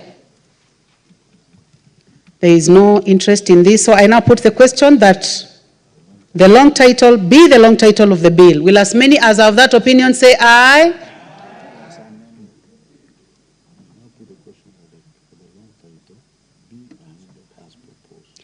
I now put the question that the long title be amended as proposed by the chair. Will as many as of that opinion say aye? Aye. Will as many as of contrary opinion say nay? The ayes have it. I now put the question that the long title as amended be part of the bill. Will as many as of that opinion say aye? Aye. Will as many as of a contrary opinion say nay? The ayes have it. Title. I propose the question that the title be the title of the bill. No amendment, so I now put the question that the title be the title of the bill. Will as many as of that opinion say aye? Will as many as of a contrary opinion say nay? The ayes have it. Clause 1. I propose the question that clause 1 be part of the bill. No amendment, so I put the question that clause 1 be part of the bill. Will as many as of that opinion say aye? Aye. Will as many as of a contrary opinion say nay? The ayes have it. I now call upon the mover to move reporting. Chair? Honorable Chairperson, I beg to move that the committee do report to the House its consideration of the Public Finance Management Amendment Bill number 3 of 2024, National Assembly Bill number 44 of 2024, and its approval therefore with amendments.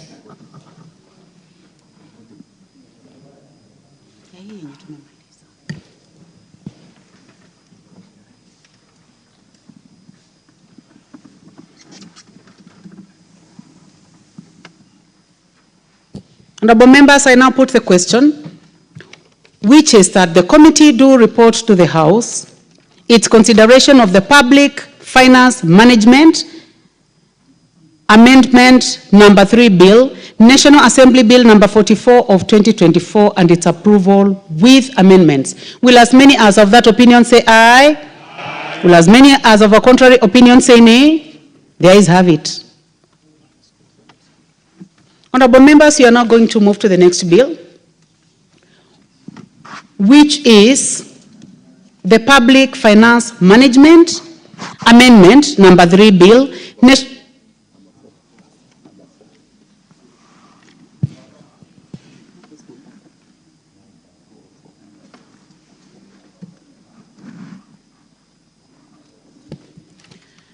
So, honorable members, you are now moving to the Public Finance Management Amendment Bill number 4 Bill, National Assembly Bill number 45 of 2024. Clause 2. I propose the question that clause 2 be part of the bill. Chair? Honorable Chair, I propose that clause 2 of the bill be amended in paragraph A. In paragraph A, the proposed new subsection 2C by reading the word act and substituting therefore with the word provision. And B, in paragraph B, in the proposed new subclause 2CA by reading the words not later than 5 years from the date of coming to force of this act. This proposed amendment in paragraph A is seeking to provide clarity on the proposed amendment on the effective days of the debt threshold. It cures ambiguity on whether the effective date will be the date of the commencement of the act or the provision as proposed in clause 2A of the bill. This proposed amendment in paragraph B is seeking to cure ambiguity on the proposed new section 2C on the obligation of the Cabinet Secretary taking measures to comply with the death threshold. As provided in the bill, the use of the words not later than 5 years from the date of coming into force of this act, it might be construed to mean that the measures being taken by the Cabinet Secretary could be taken within 10 years, which is not the intention of the bill. Honorable Chair, this is the debate that we had yesterday, where we are seeking clarity that the adherence to the 55% debt as a percent of GDP in present value terms will have to come in effect within 5 years, and not after 10 years, as may be construed as read probably as currently proposed in the bill. So this provides for that clarity, which was the real intention of the bill. I beg to move on, Honorable Chair. Thank you, Chair. I propose the question that clause 2 be amended as proposed by the Chair. The Honorable Soro. Honorable Speaker, I also support the mover's amendment, Honorable Speaker, as proposed by the Chair, Honorable Speaker, because when there is ambiguity in law, Honorable Speaker, it really raises challenges, and sometimes it leads to abuse.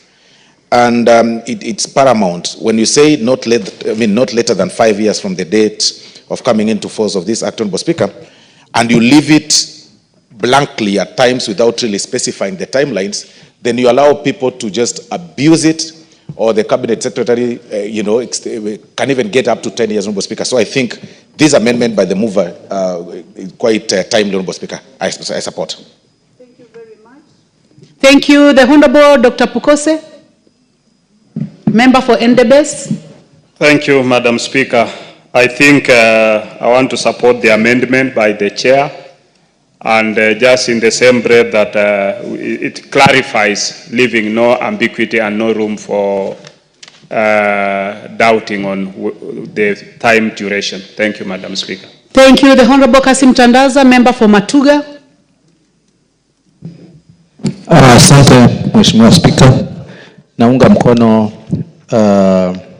yale mabadiliko ambayo mstahiki cha mwenyekiti wa kamati anapendekeza, kwa sababu wakati wowote ambao unapeana wizara nafasi ambayo haijulikani mwanzo na mwisho ni lini, basi wao kwa kawaida huchukua muda wao wa kujitekeleza na kuhakikisha ile jambo halifanyiki kwa muda unaofaa. Kwa hivyo naunga mkono hoja hiyo. Asante. Asante. Honorable members, I now put the question that clause 2 be amended as proposed by the Chair. Will as many as of that opinion say aye? Will as many as of a contrary opinion say nay? The ayes have it. I now put the question that clause 2 I now put the question that clause 2 as amended be part of the bill. Will as many as of that opinion say aye? Will as many as of a contrary opinion say nay? The ayes have it. Clause 3. I propose the question that clause 3 be part of the bill. Chair, you have an amendment? Yes, Honorable Chair, I beg to move that clause 3 be amended A in paragraph A by deleting the words paragraph G and substituting therefore the words E, and by renumbering the proposed new paragraph H as the paragraph EA, by renumbering the proposed new paragraph I as paragraph EB, in paragraph B in the proposed new subsection 6 by deleting the word subsection 1H appearing immediately after the words contemplated under, and substituting therefore the word subsection 1EA, and lastly by deleting the word subsection 1H appearing immediately after the words commencement of, and substituting therefore the words subsection 1EA. Honorable Chair, these amendments are seeking to provide a logical flow of the proposed additional functions of the public sector account standards board. Now that you've given them a new function of ensuring migration from cash to accrual accounting, then there is need now to rename how those particular subsections appear in the bill, and now as when amended in the act. I beg to move, Honorable Chair. Thank you. I propose the question that clause 3 be amended as proposed by the Chair. Honorable Charles Nguna, is your interest in this? No? Please proceed. I do not see any further interest in this. So I now put the question that clause 3 be amended as proposed by the chairman. Will as many as of that opinion say aye? Will as many as of a contrary opinion say nay? The ayes have it. I now put the question that clause 3 as amended be part of the bill. Will as many as of that opinion say aye? Will as many as of a contrary opinion say nay? The ayes have it. New clause 1A. I now call upon the chairman, the majority leader, to move second reading of that new clause. Thank you very much, Honorable Speaker. Honorable Speaker, I beg to move that new clause 1A be read a second time.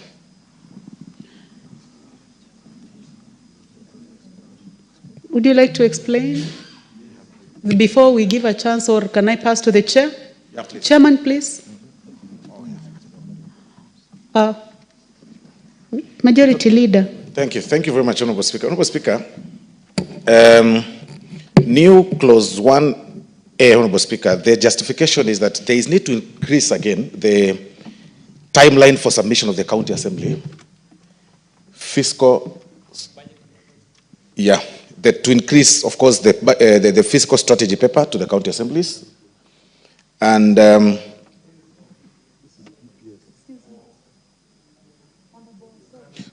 sorry.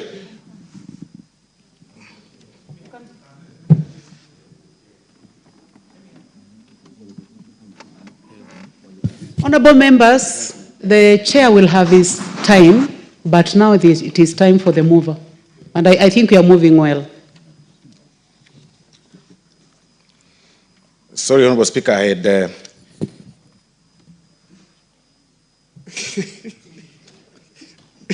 Honorable Speaker, you can protect me from the kingpin, Honorable Speaker. I had misplaced... Member for Emukuru Dikri. Honorable Speaker... Emurua. Member for Emurua Dikri. Please, be orderly. Speaker, you may proceed, Majority Leader. Thank you very much, Honorable Speaker. Honorable Speaker, I had misplaced my notes. Honorable Speaker, the amendment of the Public Finance Management Act of 2012, Honorable Speaker, seeks to increase the period of consideration of the budget policy statement again from 14 days, Honorable Speaker, to 21 days, which is necessary again to allow for comprehensive scrutiny of the proposals contained in the statement. This is the purpose, Honorable Speaker. At least again to extend that timeline from 14, Honorable Speaker, to 21. I mean, one will not lose too much, Honorable Speaker, for waiting at least for another 7 days for people to scrutinize the BPS, Honorable Speaker, and understand it better.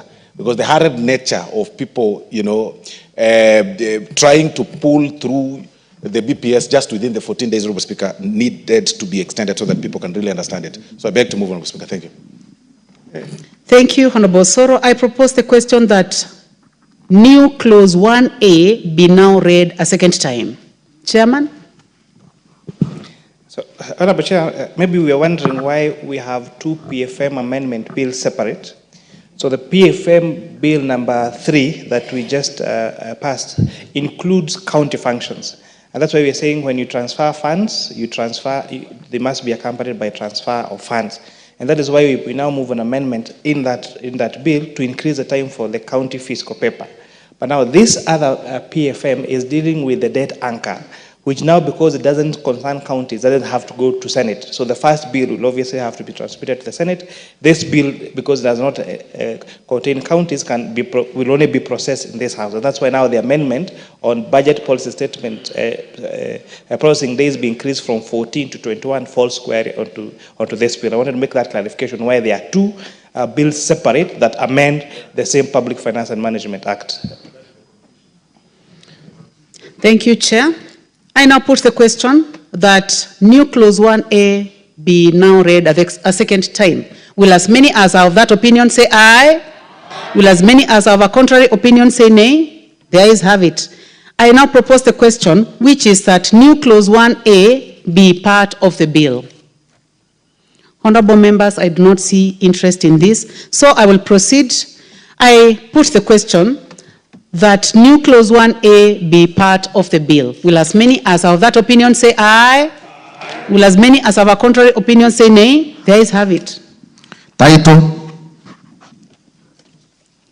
I propose the question that the title be the title of the bill. And there be no amendment, I now put the question that the title be the title of the bill. Will as many as of that opinion say aye? Aye. Will as many as of a contrary opinion say nay? The The ayes have it. Clause 1.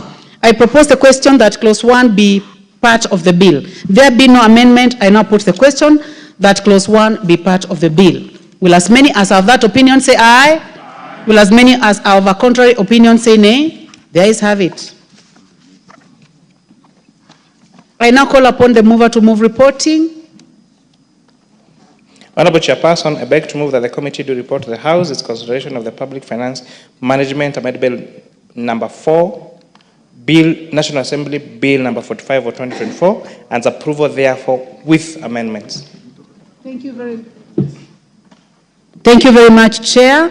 Honorable members, I now put the question, which is that the committee do report to the House its consideration of the Public Finance Management Amendment number 4, Bill, National Assembly Bill number 45 of 2024, and its approval with amendments. Will as many as have that opinion say aye? Aye. Will as many as have a contrary opinion say nay? The ayes have it.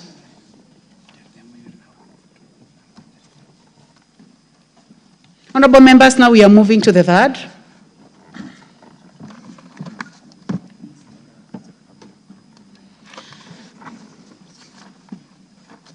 The Public Procurement and Asset Disposal Amendment Bill, National Assembly Bill number 48 of 2024.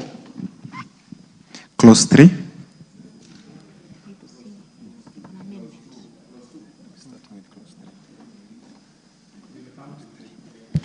So I propose the question that clause 3 be part of the bill, Chair.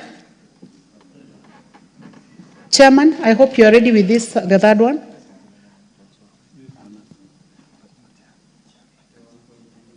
Please pass the mic to the chairman. Honorable Chair, I beg to move that clause 3 of the bill be amended in the proposed new subsection 4 by deleting the words under appearing immediately after the word doubt except and substituting therefore the word where are and inserting the word for immediately after the word provides. And this, Honorable Speaker, amendment is to provide clarity on this particular provision.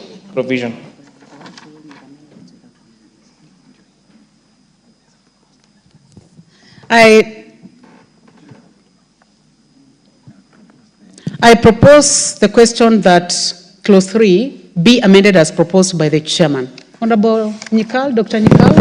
Chair, I would request that we have more. Just seeking clarity does not give us the substance. It is that clarity that is being done through this bill that we need to know what it is. Thank you. So if we get that before we make comments.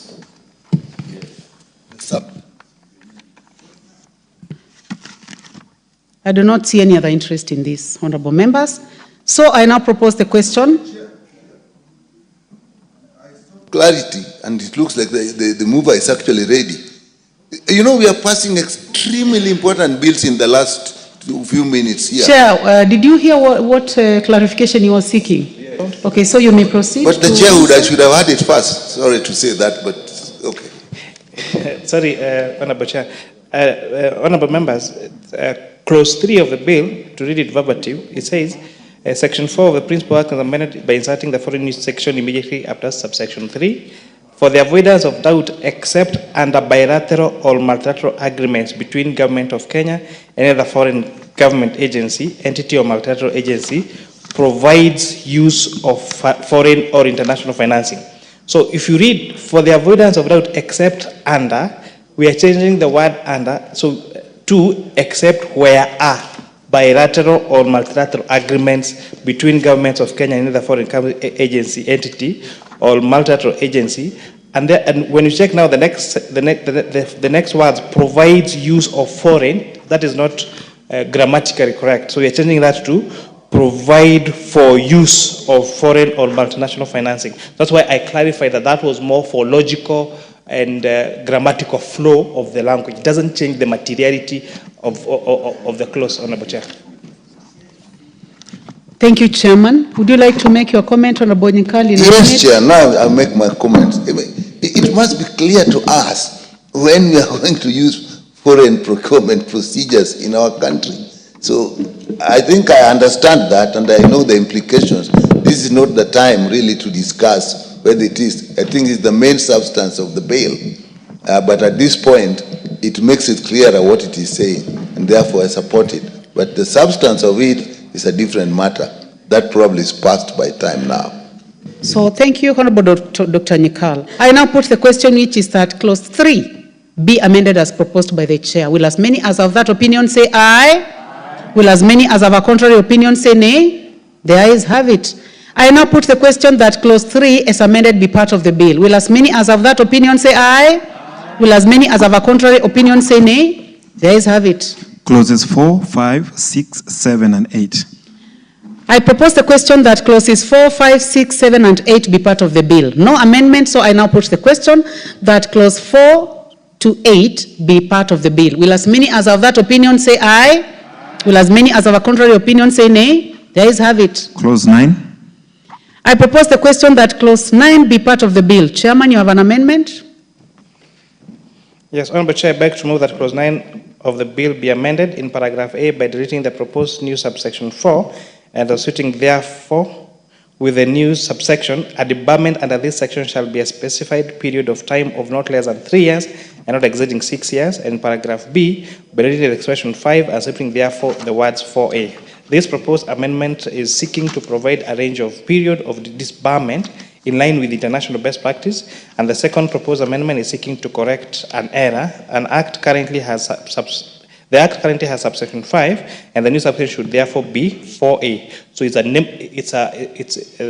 the second section is correcting a numbering error, but the first one was now to make sure that the debarred period of entities that involve in illegalities in procurement process, the debarment period adhere to best practice, which is now specified to be a period not less than 3 years and not exceeding 6 years. I beg to move on, Honorable Chair.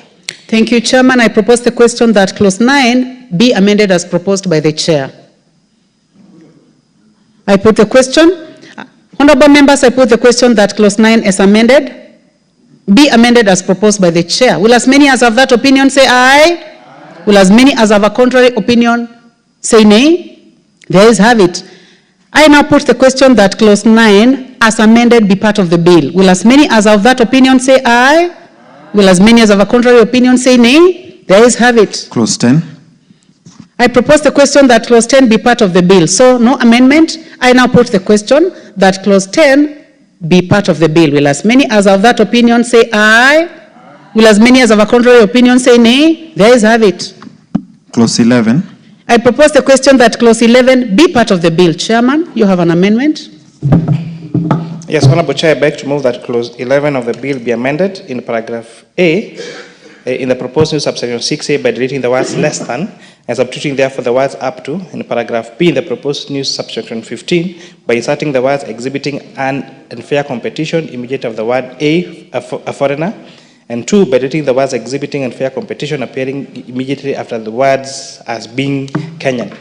Honorable Chair, this is seeking to cure, if you read what is provided for in the bill, in clause 6A, that any procurement of less than 1 billion shall be awarded to a local farm.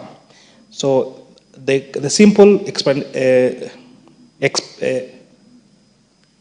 understanding of this would be any procurement of less than 1 billion, which would mean that 1 billion shillings will not be included as the amount that is mandatory to be awarded to a local farm. So now this is providing clarity to saying that all procurement up to 1 million shillings, so it is to 1 billion shillings will be included as the amount that qualifies for local farm, so that there is no any ambiguity. Otherwise, you will have tenders being quoted at 1 billion shillings and saying that local contractors cannot qualify because the law talks about up to 1 billion shillings. So it is to make sure that 1 billion is included as a threshold for as a requirement for tenders that should be solely be won or reserved for local farms. And the other one is, as I said, is to provide clarity and to correct a grammatical error in the drafting. Thank you, Honorable Chair. Thank you very much, Chair. I propose the question that clause 11 be amended as proposed by the Chair. Honorable Soro. Thank you very much, Honorable Speaker. Honorable Speaker, the first proposed amendment tries or tends to cure the lacuna that would exist with the use of the word less than. The word here is less than, which would imply that the exact amount of 1 billion shillings does not fall within the ambit of a local farm or a foreign farm. But the second part, Honorable Speaker, also proposes to clarify that the offense relates to a foreigner exhibiting unfair competition. We all agree of sometimes the issues of unfair competition arising from tenders, Honorable Speaker, where able and well-resourced companies, foreign companies, Honorable Speaker, they elbow out the local companies, Honorable Speaker, because of such ambiguity and lack of clarity, Honorable Speaker, on this, in this bill as currently is, or the act as currently is. So this particular part, Honorable Speaker, seeks to clarify that the offense is an offense that relates to a foreigner exhibiting such unfair competition to the detriment of the local contractors, Honorable Speaker, or local business people, Honorable Speaker. So I support, Honorable Speaker. Honorable Charles. Members who want to contribute, you may go to the intervention. Chair, while I support this clause, Madam Chair, I would like to emphasize the issue. Actually, the Chair should have done able, should have included able and competent local farm. We have been giving some of these farms contracts and they end up doing a shoddy job or even delaying execution of services to our people because they don't have capacity and financial muscles to deliver the project. So, Madam Chair, I think we have to come up very strongly and say able, capable, and also competent must be emphasized on this matter. Thank you, Madam Speaker. Thank you. The Honorable Ridikiri Mugambi, member for Buri. Thank you, Madam Speaker. I think this is a very important because I've seen many foreigners taking advantage of this clause the way it was before. Because you say up to or less than can mean anything up to 100,000. So I think the committee brought this the best time, particularly now, where we have seen so many foreign companies come here and start doing even the jobs that need to be done by very simple contractors, even in our rural constituencies. One sector that is very common and notorious of this is the road sector, and I'm happy to see our chairman coming because the laws that are supposed to be done by local contractors have been taken over by foreigners exploiting this clause. So I really commend the committee for making it up to including 1 billion. And therefore, it cuts off the foreigners who misuse that clause for them. I support this clause, Madam Speaker. Thank you. Members, you can make quick comments. Let them be quick. The Honorable Joseph Cherorot, member for Kelion. First. Thank you, Madam Speaker. I stand to support the clause of up to 1 billion, Madam Speaker, because in this country, Madam Speaker, we have a lot of foreigners who have taken advantage of Kenyans, especially when it comes to contracts, Madam Speaker. And I want to say that my friend, my colleague has mentioned that we have to say those who have got the capacity. I think those who are involved, especially the institutions who are involved in tendering, they are able to do the due diligence with the companies that are going to be given contracts, Madam Speaker. Therefore, I want to say that this clause will protect Kenyans from being exploited by foreigners. Thank you, Madam Speaker. I support the clause. Thank you. I'm trying to trace the card, your card, the member for Nyamira. Do you have your card? Okay, you may make your comment. Honorable member for Nyamira County. Thank you, Honorable Chair. I rise to support this clause. Chair, Kenyans are also growing. They're growing, those people within our country who also need to grow have been hampered because of the billionaires who come from outside. we need also to protect our people. If this clause remains the way it is, then always our people will be locked out as they have been locked out. So this clause is going to open doors for the Kenyans so that they can also be able to reach and get resources which also belongs to them. Chair, I want to support this one. Thank you. Honorable Parashino Sakimba, member for Kajiado. Thank you. Kajiado South. Thank you so much. I also just put my voice. I think I also stand to support the amendments from the chair. Madam Speaker or Chair, I think what we needed to see is that I have a very, not even touchable, but evidence whereby the foreigners take advantage of the local, of our local Kenyan business people. And it is because of that part of putting up to, just around that less than. But as we also introduce the up to, we need to ask that if possible, we need to have other things that can check. There's something called Special Economic Zone in Naivasha, and it was given to a Turkey. But that Turkey only brought a container, for a small container, and is pretended to have money, but is busy moving in local banks, equity, looking for money. For the last 4 years, he doesn't have anything. So I don't know, even if you put up to, and I just suggest to the chair for the committee to check, can you also be having grounds to determine if I mention I have $1 billion, but maybe I have 10,000, what will happen to that foreigner? Thank you. Thank you, Honorable Member for Kajiado South. Honorable members, bearing in mind this is Committee of the Whole, we can make very quick comments because you already passed debate in the second reading. So when you get a chance, make a quick comment so that we can make progress. Honorable Dr. Nyikal.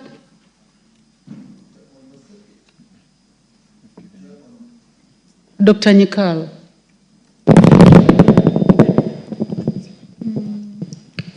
Well, can you hear? Okay. On the second bit, what ill is being cured here? Is it somebody misrepresenting himself as being a Kenyan or the unfair competition? So can that be clear on the B part when we are saying representing himself? Because it appears to me as the ill is misrepresenting themselves as being a Kenyan. Where does the unfair competition then come here? Can I get a little more explanation on that? You are seeking explanation from the chair? Yes.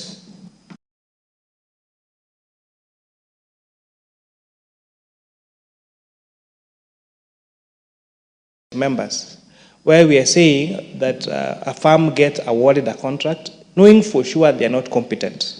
And therefore it is an advantage, it takes time. But this bill is curing to cure that in clauses that are further ahead that we have not come to. For example, this time around, clause 14 is putting the responsibility of due diligence. And specifically is even saying that the conduct of due diligence under subsection 1 includes and not limited to obtaining confidential references from persons with whom the tenderer has had prior engagement, visiting the contractor's offices, inspecting the plant and equipment and completed works, in addition confirming the validity of the documents. So this time around, it's not just you fabricating papers and saying you are competent in terms of this, but now the accounting officer would have an obligation to go and verify whether you did those works, to write confidential letters seeking clarification on whether you did that. And if they don't do that, it is an offense. If again the tenderer supplies substandard goods, you'll see further on clause 26 that a person who certifies or delivers substandard goods or works that are incomplete, non-existent, or whose quality is below specifications contained in the contract commits an offense. That offense is punishable by law with a fine of 1 million shillings and imprisonment not exceeding 10 years. But most importantly, that you're supposed to make good the loss of twice the amount that of that particular contract. So hefty fines for not doing due diligence and for awarding a firm that's not competent, and for the firm that has been awarded that knows is not competent for agreeing or bidding for work that they know they're not qualified to do. And thank you, and on Chair. Abonyikal's question on fair competition, this is where foreigners have been coming to Kenya and registering a firm as a local firm using a local identification. Now, that is now an offense. If this Honorable House approves these amendments, that will be an offense on both the foreigner and the local who agrees to be used by the foreigner to register a firm to appear like it's a local firm, whereas the beneficial owners of that particular firm are foreigners. Chair, I think that is very clear explanation. Members, I want to give a chance to the Chair, Transport, and then we push the question. We've taken so long on this one clause. Thank you, Honorable So, Chair. Chair, please, then we close. I rise to support this amendment by the Chair. Finance, because Honorable Chair, we've had situations, especially in the road sector, where local contractors are disadvantaged and are not allowed an opportunity to contribute to the construction of roads because of unfair competition, where the foreigners have more capacity, have more commitment. Because one of the things that we see with the members of parliament is that they prefer to work with the foreign contractors.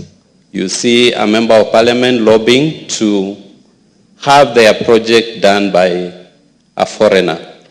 I want to beseech members to support our local contractors so that we can build them to get to a level where they will be able to better their companies, better their lives, and better their ability to compete with the foreigners.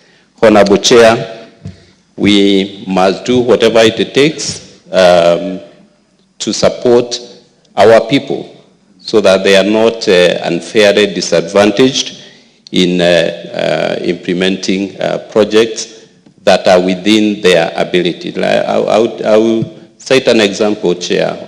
When we come to gravel roads, when it comes to maraming of our rural roads, these are roads that should not be done, or the projects that should not be done by foreign companies, disguised as local companies.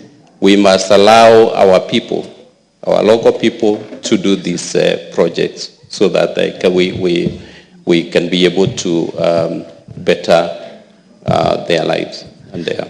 Thank you very much, Chair. Honorable members, I now put the question, which is that clause 11 be amended as proposed by the Chair. Will as many as of that opinion say aye? Aye. Will as many as of a contrary opinion say nay? The ayes have it. I now put the question that clause 11 as amended be part of the bill. Will as many as of that opinion say aye? Aye. Will as many as of a contrary opinion say nay? The ayes have it. Clauses 12, 13, 14, 15, 16, and 17.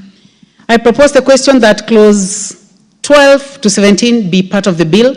There be no amendment. I now put the question that clause 12 to 17 be part of the bill. Will as many as of that opinion say aye? Aye. Will as many as of a contrary opinion say nay? The ayes have it. Clause 18. I propose the question that clause 18 be part of the bill. Chairman, Finance. Honorable Chair, I beg to move that clause 18 of the bill be amended in the proposed new subsection 1A by deleting the word authority and substituting therefore with the word accounting officer. Honorable Chair, if you check the clause 18 of the bill, it says that upon completion of an evaluation and successful tender is established, the authority shall notify the other tenderers of the award. But now you realize that the one who is awarding the tenders and who will inform the tenderers is the accounting officer and not the authority. So we are deleting the word authority and substituting therefore with accounting officer. This was more of a drafting error that we're now correcting at this committee of this whole House. Thank you, Chair. I propose the question that clause 18 be amended as proposed by the Chair. I now put the question that clause 18 be amended as proposed by the chair. Will as many as have that opinion say aye? Will as many as have a contrary opinion say nay? There is have it. I now put the question that clause 18 as amended be part of the bill. Will as many as have that opinion say aye? Will as many as have a contrary opinion say nay? There is have it. Clauses 19 and 20. I propose the question that clause 19 and 20 be part of the bill. No amendment, so I put the question that clause 19 and 20 be part of the bill. Will as many as have that opinion say aye? Will as many as have a contrary opinion say nay? There is have it. Clause 21. I propose the question that clause 21 be part of the bill. Chair Finance, you have an amendment? Honorable Chair, I propose that clause 21 be amended as per the order paper. Again, this is seeking to do the same thing that I explained in clause 18. The word used there on clause 21 is that clause 21(3), that the authority shall ensure that priority is given to citizen contractors in subcontracting of tenders that have been allocated to citizen contractors. Again, that is not, should not be done the work of the authority. It is a work of the accounting officer. So we're deleting the word authority and starting therefore with the word accounting officer. Thank you. I propose the question that clause 21 be amended as proposed by the chair. I now put the question that clause 21 be amended as proposed by the chair. Will as many as have that opinion say aye? Will as many as have a contrary opinion say nay? There is have it. I now put the question that clause 21 as amended be part of the bill. Will as many as have that opinion say aye? Will as many as have a contrary opinion say nay? There is have it. Clauses 22 and 23. I propose the question that clause 22 and 23 be part of the bill. There be no amendment. I put the question that clause 22 and 23 be part of the bill. Will as many as have that opinion say aye? Will as many as have a contrary opinion say nay? There is have it. Clause 24. I propose the question that clause 24 be part of the bill. Chair Finance, you have an amendment? Thank you, Honorable Chair. I beg to move that clause 24 of the bill be amended paragraph A by reading the expression 7A and substituting therefore with expression 8A. This is to cure a referencing error. The reference to the act should be 8A and not 7A. And therefore, that's why we are substituting 7A with 8A to correct that cross reference. Thank you, Chair. I propose the question that clause 24 be amended as proposed by the chairman. I now put the question that clause 24 be amended as proposed by the chair. Will as many as have that opinion say aye? Will as many as have a contrary opinion say nay? There is have it. I now put the question that clause 24 be as amended be part of the bill. Will as many as have that opinion say aye? Will as many as have a contrary opinion say nay? There is have it. Clause 24, proposed amendment. 25. Clause 25, no amendment proposed. I propose the question that clause 25 be part of the bill. There being no amendment, I now put the question that clause 25 be part of the bill. Will as many as have that opinion say aye? Will as many as have a contrary opinion say nay? There is have it. Clause 26. I propose the question that clause 26 be part of the bill. Chairman, you have an amendment. Yes, Honorable Chair, I beg to move that clause 26 of the bill be amended paragraph A by deleting paragraph 2. This part 8 is providing for classified procurement methods and procedures and does not contain any orders issued either by the authority or the review board. So part, that is what? 9 deals with the methods of procurement of goods and works and services. So again, it is seeking to provide for clarification on the responsibilities of on this particular different procurement methods. I beg to move on, Honorable Chair. Thank you, Chair. I propose the question that clause 26 be amended as proposed by the Chair. I do not see any interest in this, so I put the question that clause 26 be amended as proposed by the Chair. Will as many as have that opinion say aye? Aye. Will as many as have a contrary opinion say nay? There is have it. I now put the question that clause 26 as amended be part of the bill. Will as many as have that opinion say aye? Aye. Will as many as have a contrary opinion say nay? There is have it. Clause 27. I propose the question that clause 27 be part of the bill. Chair, you have an amendment.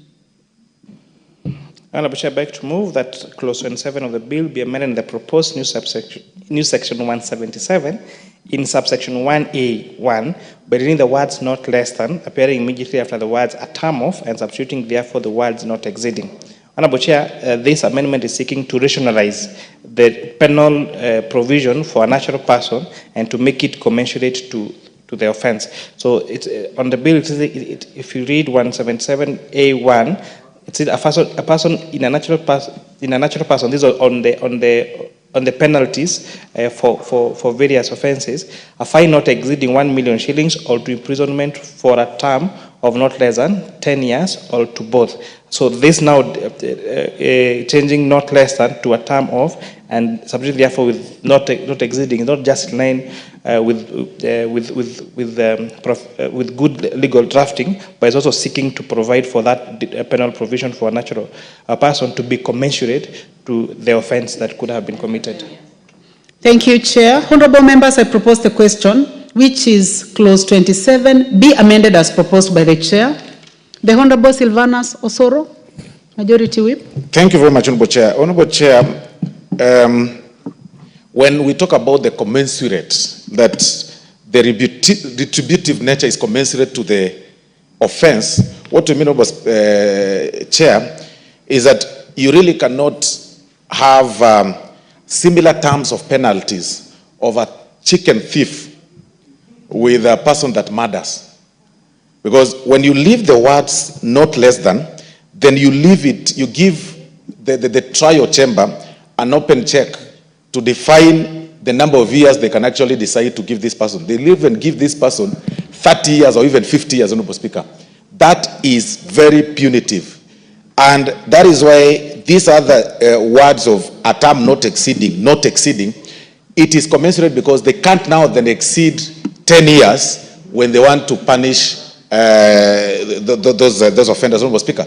So the justification is very clear. Not less than leaves it open, very dangerous, and if you get a malicious bench, they can actually give this person up to 100 years, which is quite challenging, Honorable Speaker, and it's not really commensurate to the, to the charges. Thank you very much, Honorable Speaker. I support. Thank you very much for that justification, Honorable members. I now put the question that clause 27 be amended as proposed by the Chair. Will as many as of that opinion say aye? Will as many as of a contrary opinion say nay? The ayes have it. I now put the question that clause 27 as amended be part of the bill. Will as many as of that opinion say aye? Will as many as of a contrary opinion say nay? The ayes have it. Clause 2. I propose the question that clause 2 be part of the bill. Chairman Finance, you have an amendment. Clause? No. Chair, clause 2, yes. Clause 2 as amendments, yes. 2 amendments actually. Honorable Chair, I beg to move that clause 2 of the bill is amended by deleting paragraph A and substituting therefore the new paragraph A in the definition of asset by inserting the words a virtual or digital assets immediately after the property rights, and in paragraph B by deleting the words local farm and inserting therefore the following new definition, that now a local farm would mean a company incorporated in Kenya under the Companies Act or any other written law whose shareholding is wholly owned by Kenya.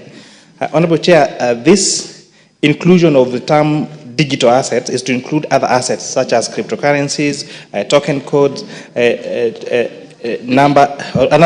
or other numbers held in digital form and generated through cryptographic means or otherwise. The proposed definition of local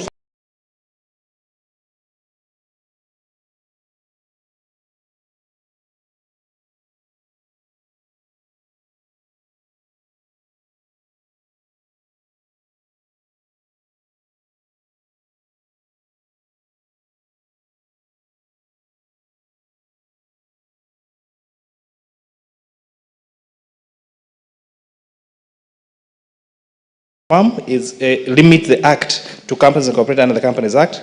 Therefore, the definition of assets to be recognized also in the definition of the word asset. Thank you, Chair. Honorable members, I propose the question that clause 2 be amended as proposed by the Chair. Honorable Irene Mayaka.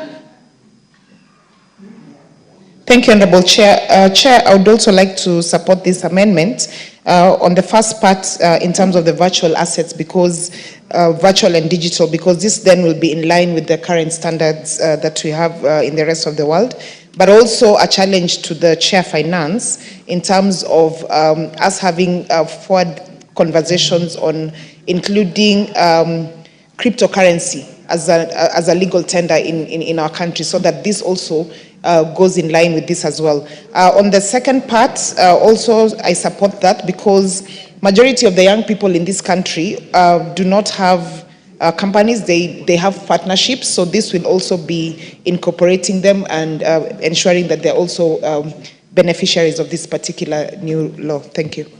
Honorable Dr. Makalimulu, member for Kitui Central. Thank you, Honorable Chair. Honorable Chair, I think I didn't want to contribute to this. Oh, thank you. Thank you. The Honorable Silvanus Osoro, Majority Whip. Thank you very much. Honorable Chair, I wanted, I think perhaps it may have missed the Honorable Rene Mayakam, that when the term that is used, digital assets, it carries everything with it. It carries the issue of cryptocurrencies, it carries the token code, and several other digital forms or formats. So when they say digital assets, I just wanted to clarify. It actually carries, because her concern was on the cryptocurrency specifically, and I wanted to just inform her that it may have missed her, that it also includes the cryptocurrency, Honorable Speaker. I beg to support too. Thank you. Last one by the Honorable Charles Ngusia, member for Mwingi West.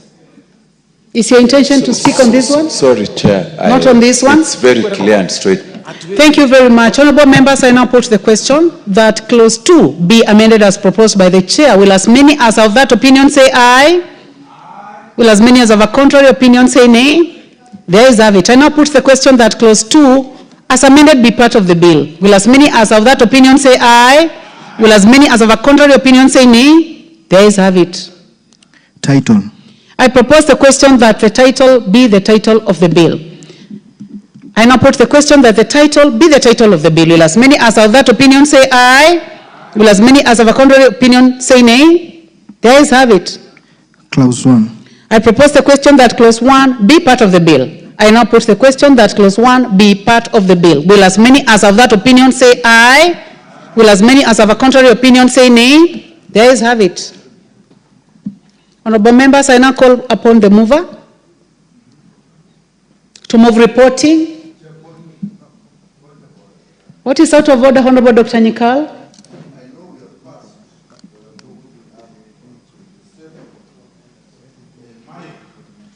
Please give him the mic so that we can hear him. This thing is, okay, we passed, but maybe I've missed it, but what we seem to be correcting in 27 is already there, so I don't really see what we are correcting, unless we are talking about B, because we are saying removing the word not exceeding, the word not less than, and putting not exceeding, but what is in 127, 177A is actually the word not exceeding. So I'm not exactly quite sure what exactly we did there.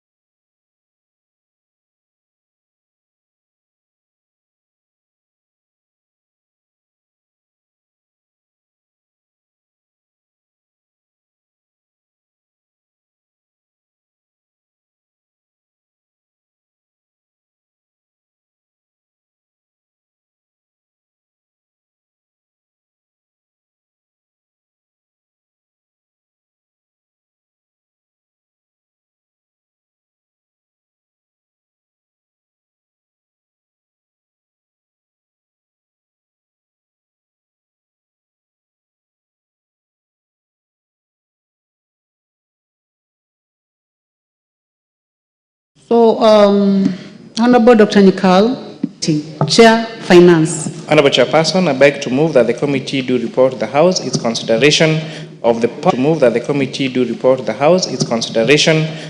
Public Procurement and Assets Disposal Amendment Bill, National Assembly Bill number 48 of 2024, and its approval thereof with amendments. Thank you very much, Chair.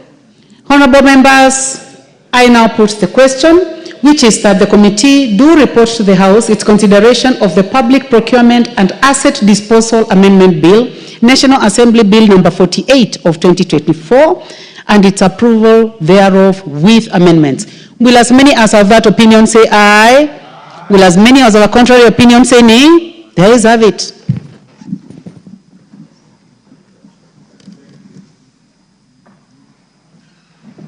Honorable members, Mr. Speaker.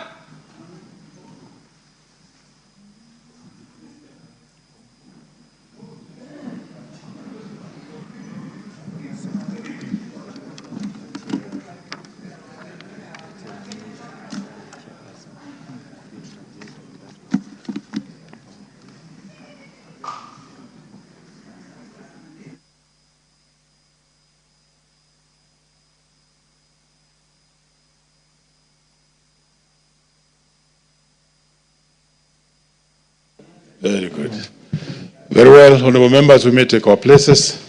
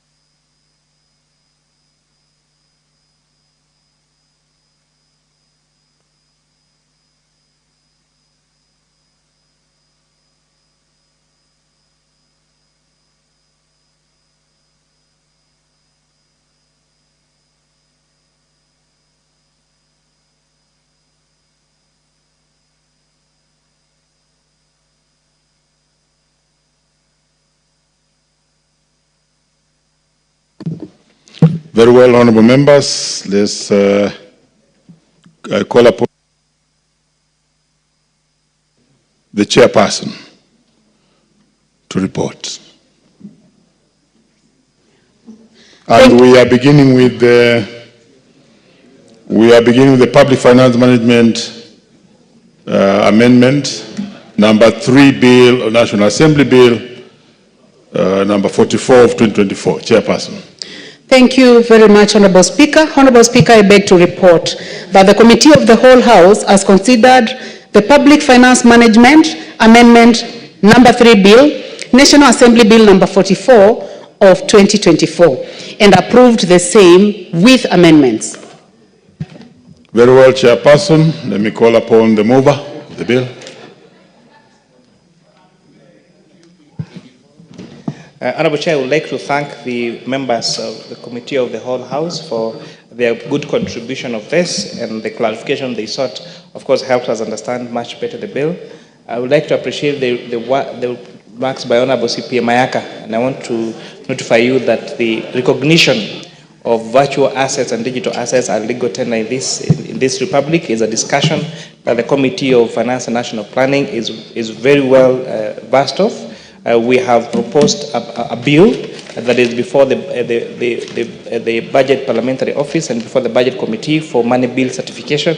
So when you come back from a short recess, you should be seeing a bill from us, seeking to establish a virtual asset authority to regulate a virtual asset in this country. We are the leaders, actually, in users of virtual assets and digital assets across. The only country that are ahead of us is only Nigeria and South Africa.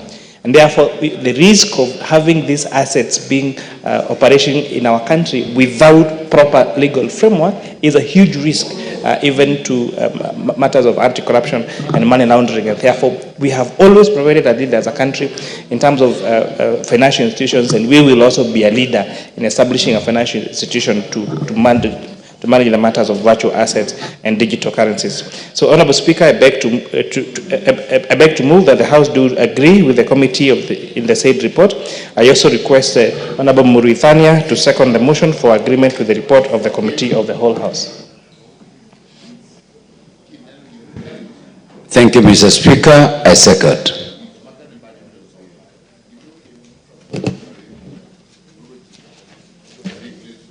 Very well, honorable members. I now propose the question, which is that the House do agree with the committee in the said report. And therefore, honorable members, we shall postpone putting of the question to the next session. We now proceed to the Public Finance Management Amendment number 4, Bill, National Assembly Bill number 45 of 2024. Thank you, Honorable Speaker. Honorable Speaker, I beg to report that the Committee of the Whole House has considered Public Finance Management Amendment number 4, Bill, National Assembly Bill number 45 of 2024 and approved the same with amendments. Thank you, Honorable Speaker. Mover. Honourable Speaker, I beg to move that the Public Finance Management number 3, National Assembly Bill number 44 of 2024 now be read a third time, and I request Honourable Justice Lemengit. Order. You may take that again. Please, clerk, give him the requisite notes he needs to use.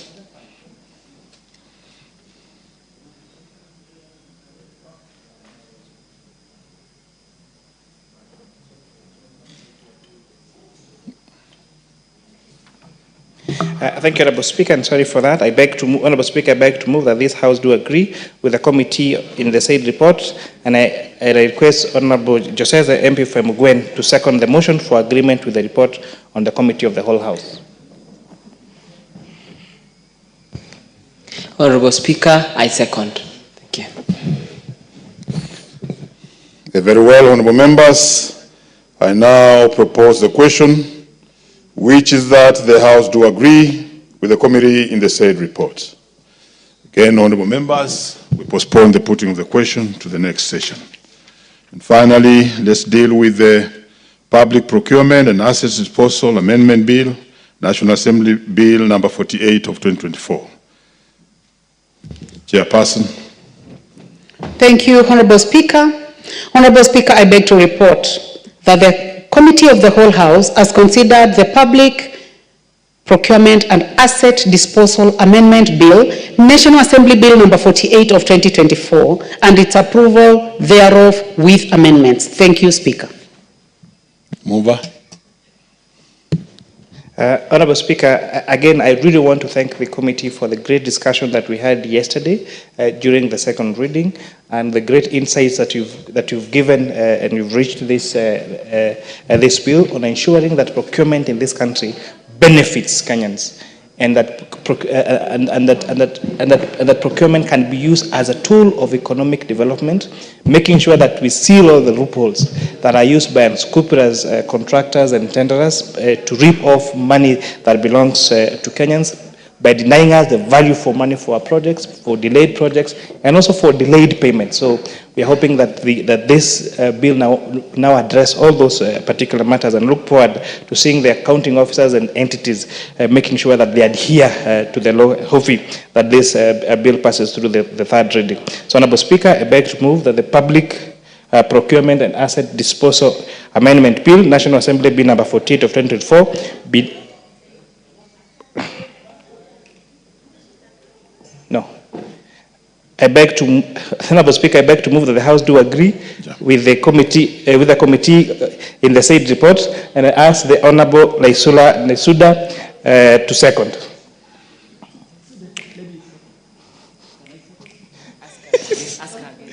Honourable Speaker, I request the Honourable Laisula Nesuda to second.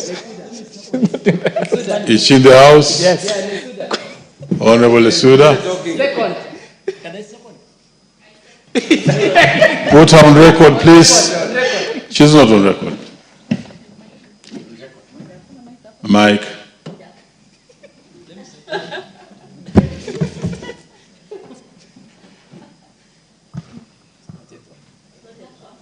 Any mic near that? Please, any mic around that area? Any other mic? Very well, there's one ahead. Very well, proceed. I strongly second.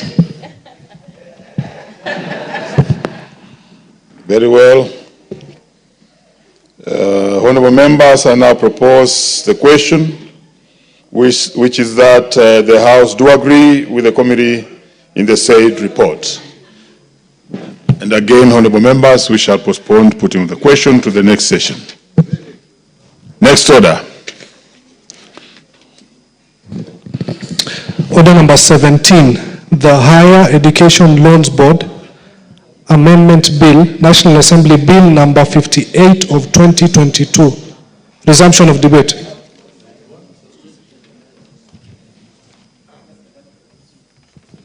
Mover. Had you been seconded? It's time to second now.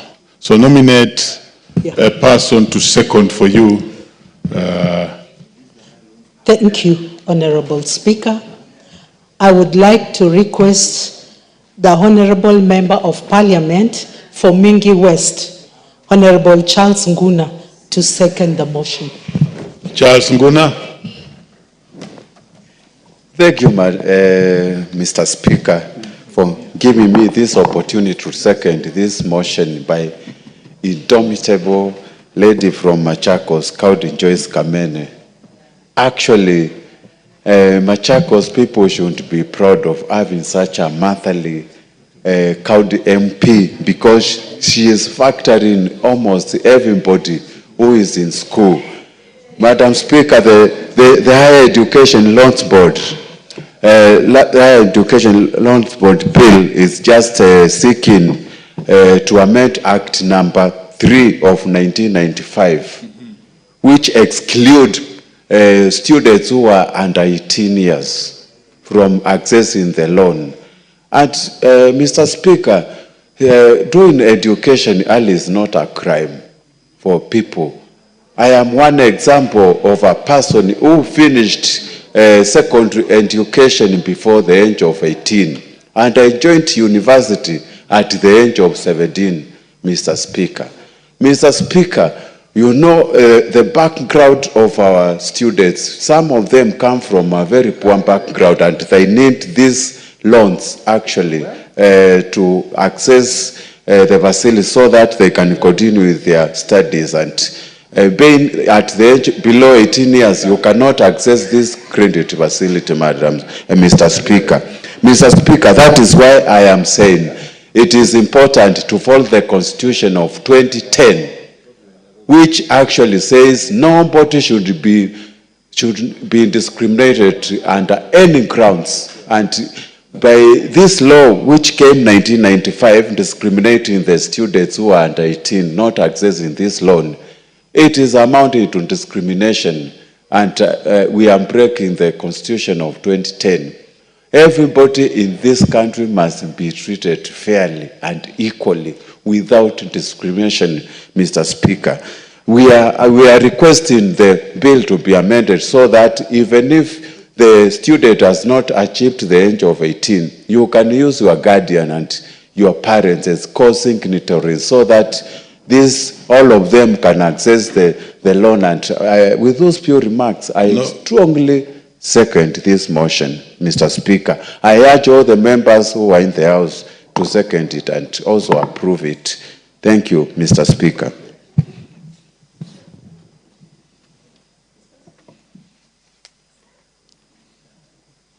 Bring me the document.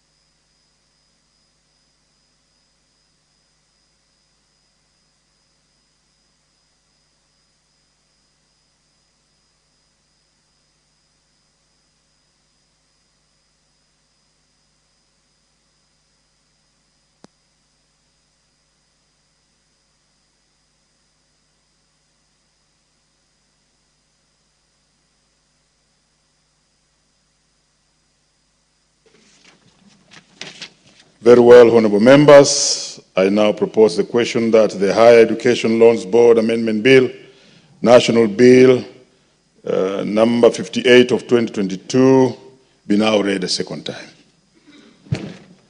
Who gets the first bite? Ridikiri Mugambi. Thank you, Mr. Speaker, for this opportunity.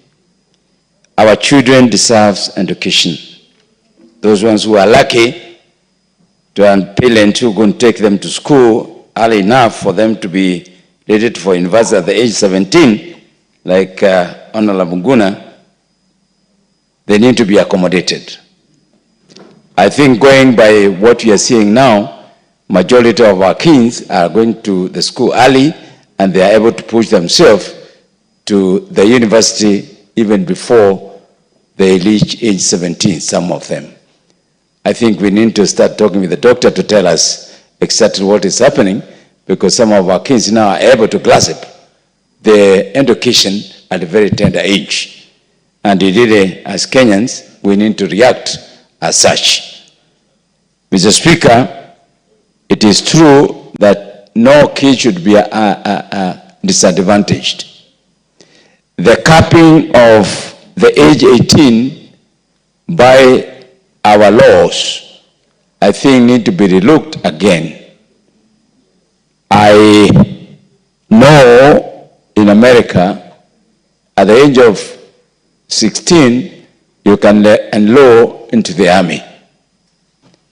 We still have to go to be given the reason why we insist on that you can only be determined as a Kenyan citizen when you reach age 18. But that's not the issue. The issue here is funding for the university in totality, not only with the help.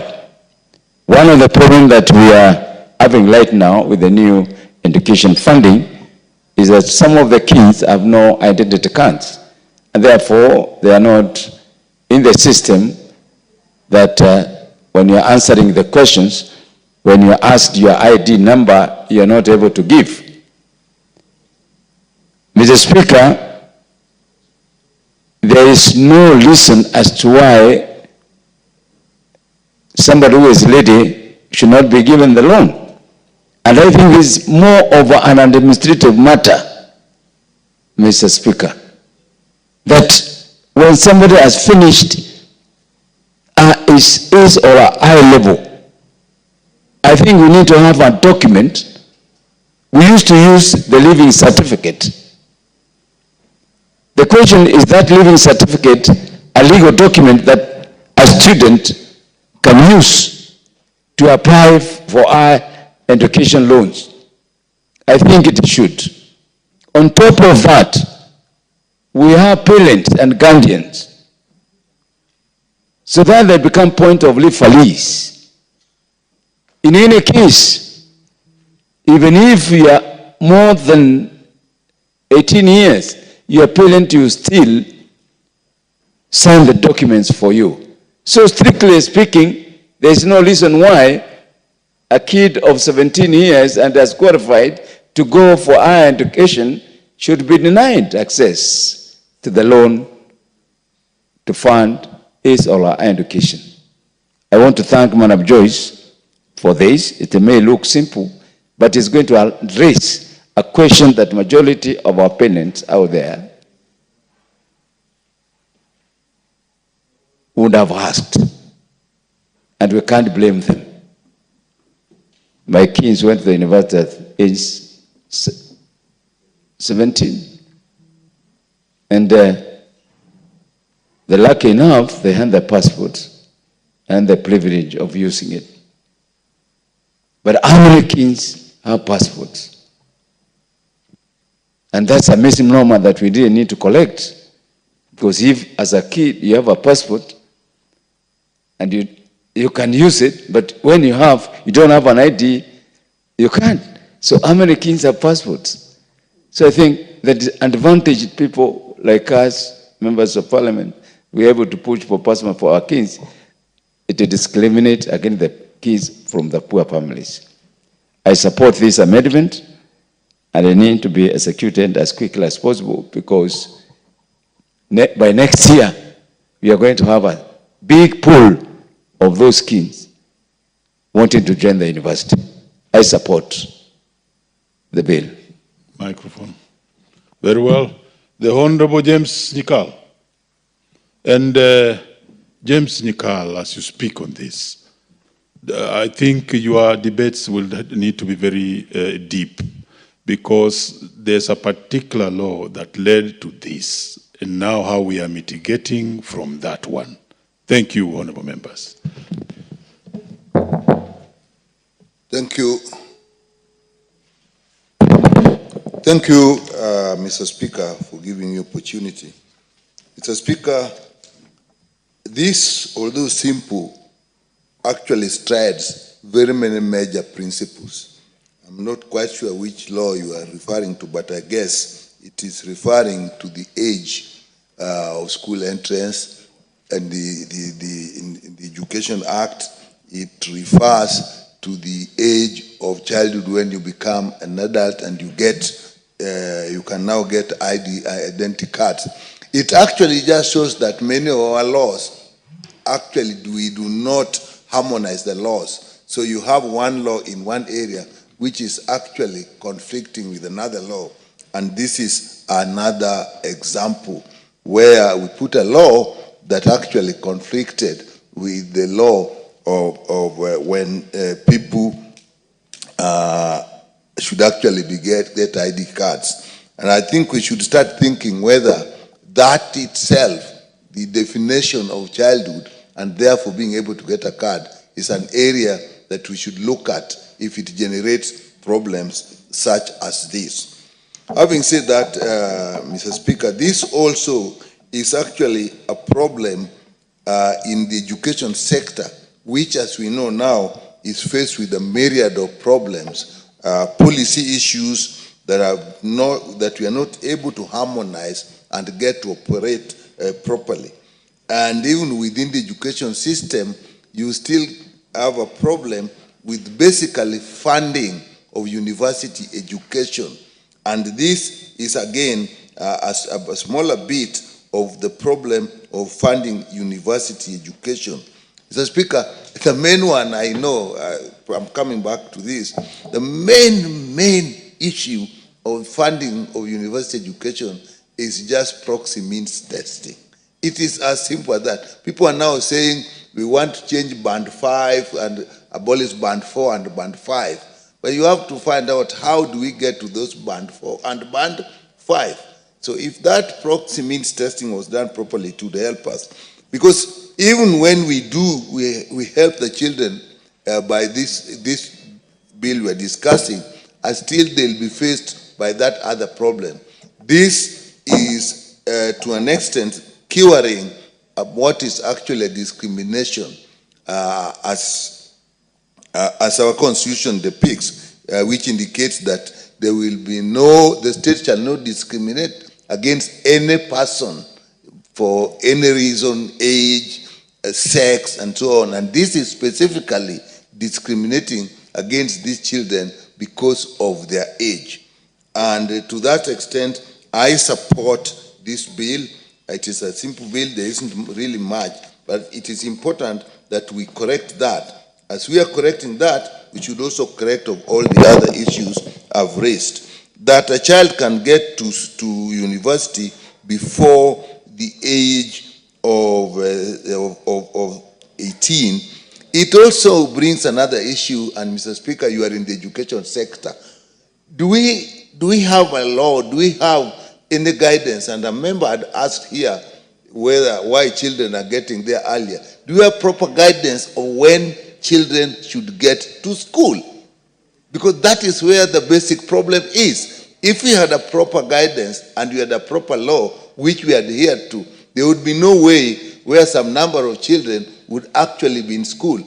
If the reason is child development, me as a pediatrician can say, people like Honorable Nguna here, in their childhood demonstrated that the children who can actually develop faster and therefore look. But you also see this thing actually even in areas of sexuality, that we are now looking at the ages that we are putting in place, are they correct?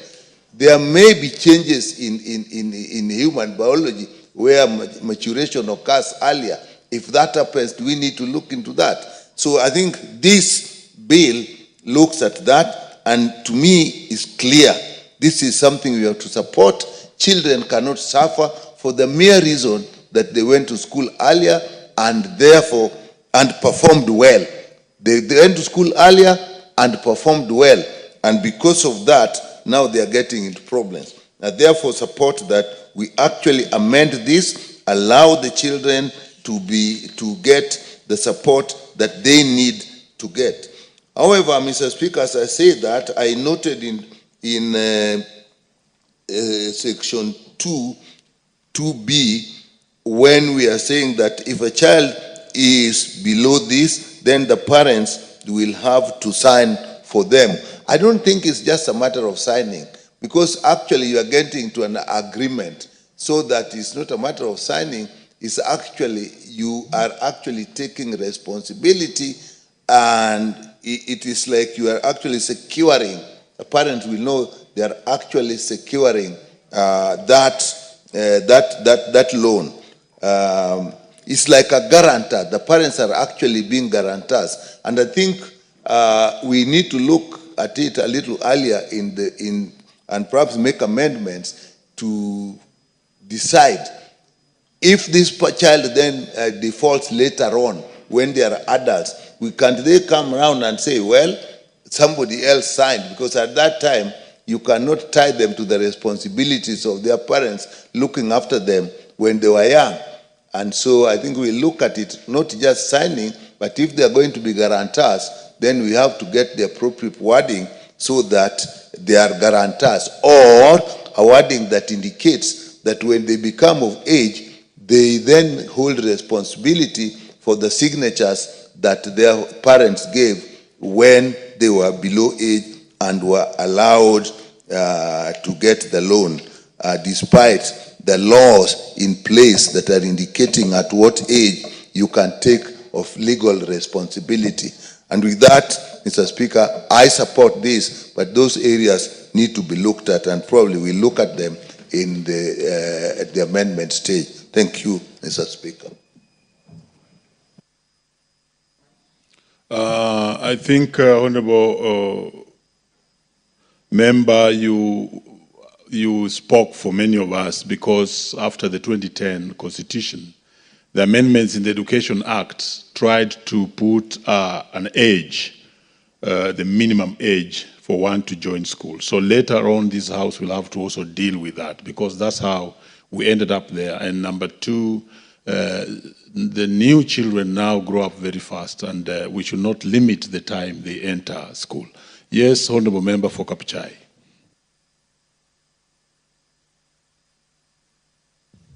Thank you very much, Honorable Speaker, for giving me this time to contribute. And on the onset, Mr. Speaker, I want to support strongly.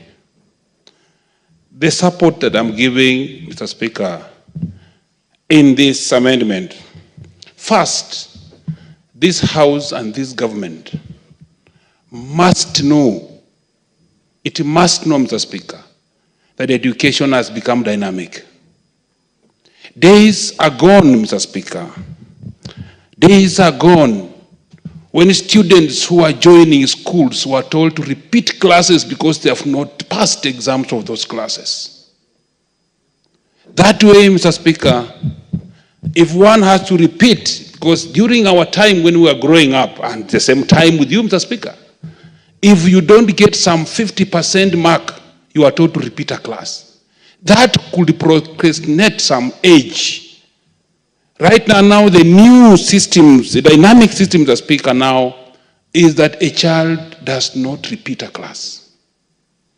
Secondly, Mr. Speaker, days are gone when those who are joining universities were coming from Form 6.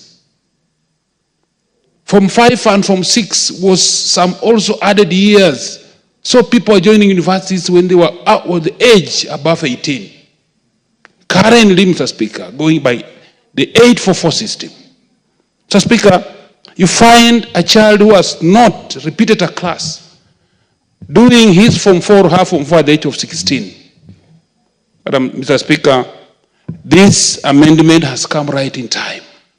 Right in time.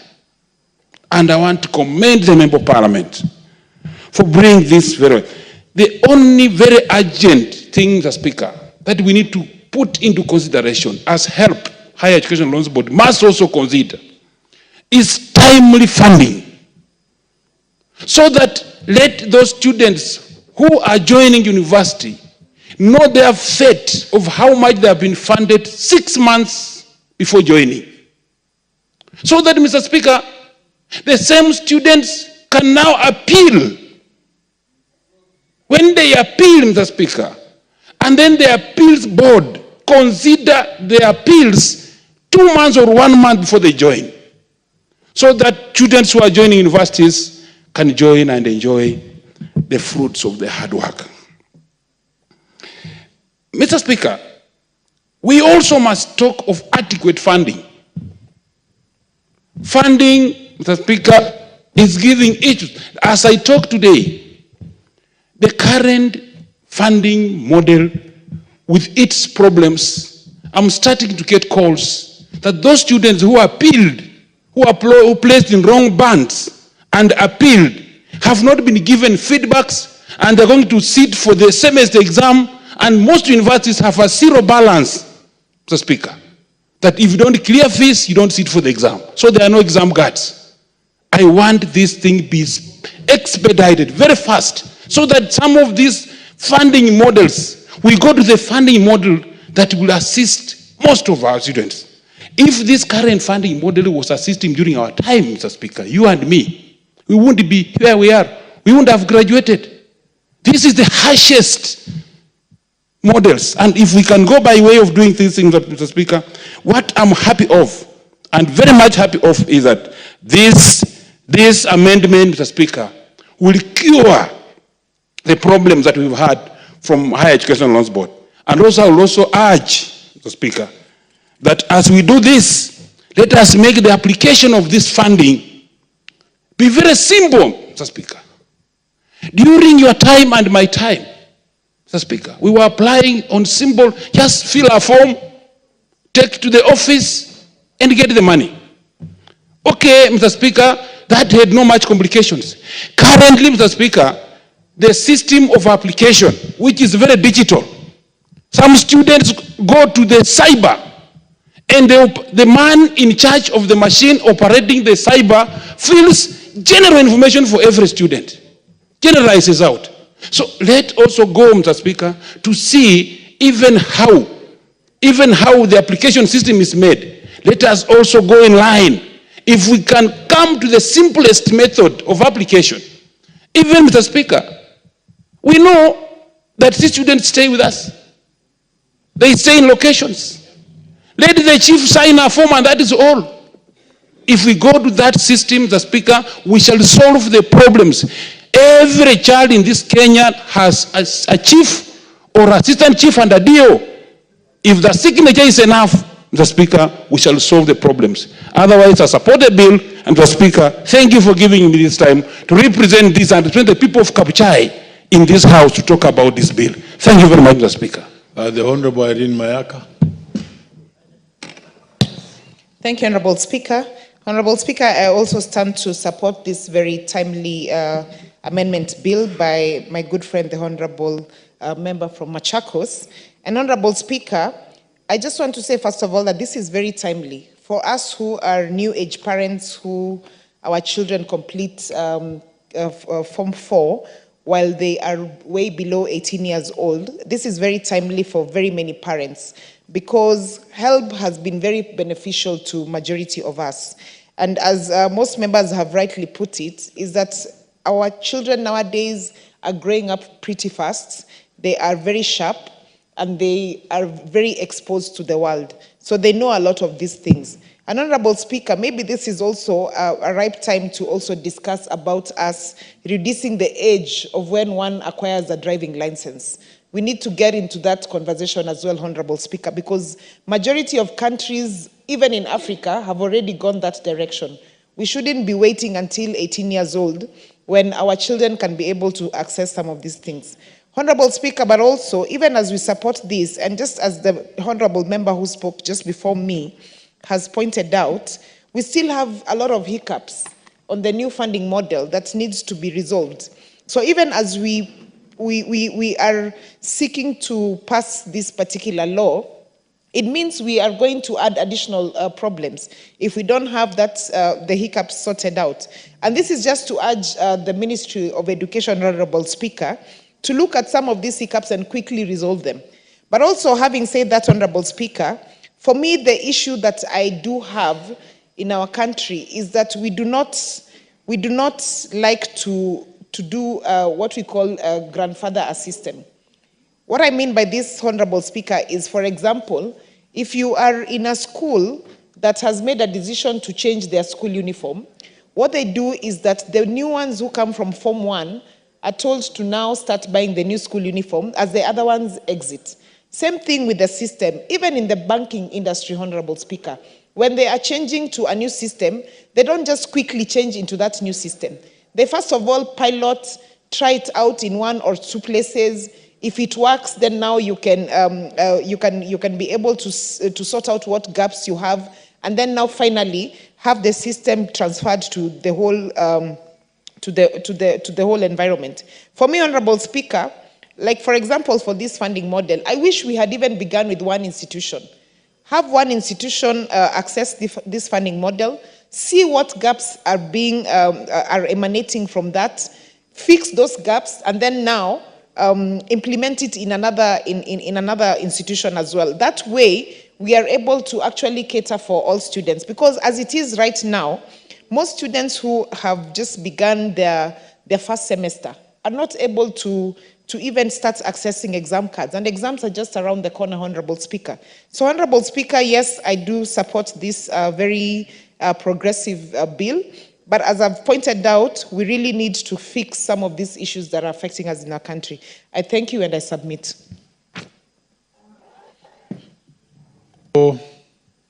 There's the Honorable Member, Women Rep Kisi, or is it Nyamira? Nyamira, proceed. Thank you, Honorable Speaker, for giving me this opportunity so that I can also support the member for Machakos for her amendment to the Higher Education Loans Board. Honorable Speaker, the 2010 Constitution provides that every child should get education. Honorable Speaker, when we look at this higher education bill or act, which was put in place and which was hindering any student who is 17 years and below not to access the loan. Honorable Speaker, we realize that this is discrimination of the highest order, Honorable Speaker. Honorable Speaker, the Higher Education Loans Board facilitates and assists students who are very poor, who come from very poor backgrounds. And you know, Honorable Speaker, those of us who went through colleges and we were taught that students or children come from different backgrounds, and sometimes you find quick learners and there are slow learners. For the quick learners, Honorable Speaker, sometimes they finish school before the 18 years, which is put in the act, and they need to proceed to university. We cannot have an act which is punitive, Honorable Speaker. That is even why, when we look at the funding itself from HELP and from the funding model and from the funding board, we realize that there are several loopholes which have made students even to drop out of school. Right now, Honorable Speaker, students are about to sit for their exams. Of course, we know that the funding board was taken to court, and it's not able to facilitate us at now.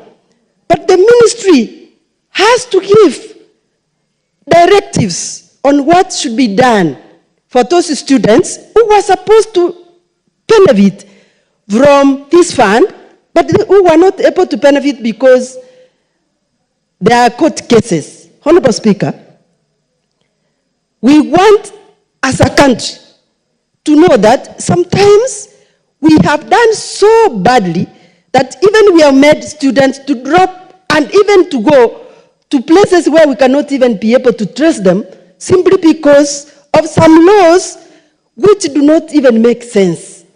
So, Honorable Speaker, I want to urge this House to pass this bill, and also I want to urge the ministry to give good direction on what age the students are supposed to be in school right from nursery. If those directives are there, then, Honorable Speaker, they are not followed.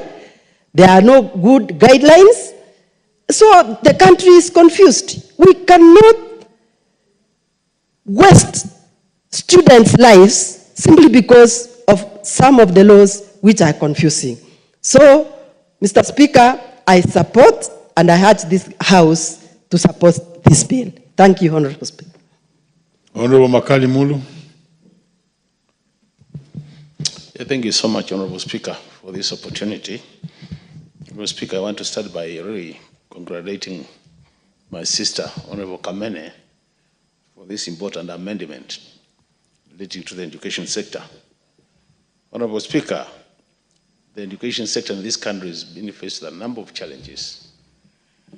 And some of these challenges are making the sector look like it is not working. And then attempt to start minimizing the challenges is a welcome attempt, Honorable Speaker. Honorable Speaker, this matter being debated this afternoon, the issue of the age of our children who are joining university, is a very, very important matter. And all of us as members of Parliament, I'm sure we have been confronted with this challenge. In my own constituency, Honorable Speaker, a number of parents keep coming to my office telling me that their child has been admitted into the university, but they can't apply for the loan, basically because they are underage. And when you are trying to find out what it means to be underage, the issue is just because they don't have ID. And on that basis, they have been told you can't be able to access the resources. And what normally happens, Honorable Speaker, what people forget is, there is no way any child in this country will join university in year 1 and leave university by year 4 without achieving the age of 18. So it means at some point in that process, the student will still achieve age 18 and will have an ID.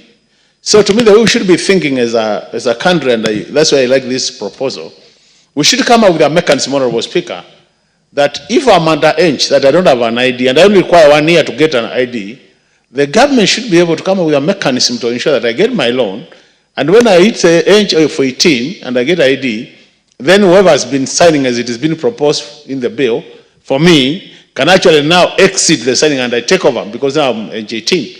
And I think if we do that, we will be able to facilitate our students. Because, as you rightly put it, Honorable Speaker, during your time and my time, the old days, it was not possible to get to university before you are 18. But you remember some of us would even go through NYS, there would be a delay in going to university. So by the time you reach university, you're almost 20, which means you don't have that problem. But these days, because of what is happening, children are joining class at 6, some of them. Others are joining at class even at 5. And because they are more intelligent than our generation, Honorable Speaker, they push their studies to a level that they don't repeat any class. And you find somebody has completed from 4 and they are still at age 17. So I think really we must thank Honorable Kamene for this attempt to amend this law. And what I would request is, honorable members, let's support this so that the students who are coming to us with these challenges are able to access university education without any problem. And we all know, if we sort out this one matter, it will be in the right direction in terms of sorting the other challenges. A number of honorable members have said this sector has a lot of challenges, Honorable Speaker, because the other challenge we are facing, all of us, is this thing called banding of students, where students are being put in different bands. You realize, Honorable Speaker, somebody comes to you and you know the home, you know the father, you know the mother of the children, and you know the siblings, and you find somebody has been placed in band 4, while actually they should be in band 1. And when you try to reason why they were being placed in that band, looking at their scenario, you can't understand. So I think really this sector needs to be, a lot of things need to be streamlined. And that's why, honorable members, through our Committee on Education, we need to support the committee and people like Honorable Kamene who are bringing these amendments so that we streamline this important sector. If we don't get it right in our education sector, Honorable Speaker, I can say for sure, without any fear of contradiction, our future generations will be challenged in terms of taking this country to the next level. So since human resource is the most important resource in any country in terms of matters of development, we must make sure that we get it right in this sector by streamlining the issues which have been raised in this bill. And on the basis of that, Honorable Speaker, I support this amendment. Thank you very much, Honorable Speaker.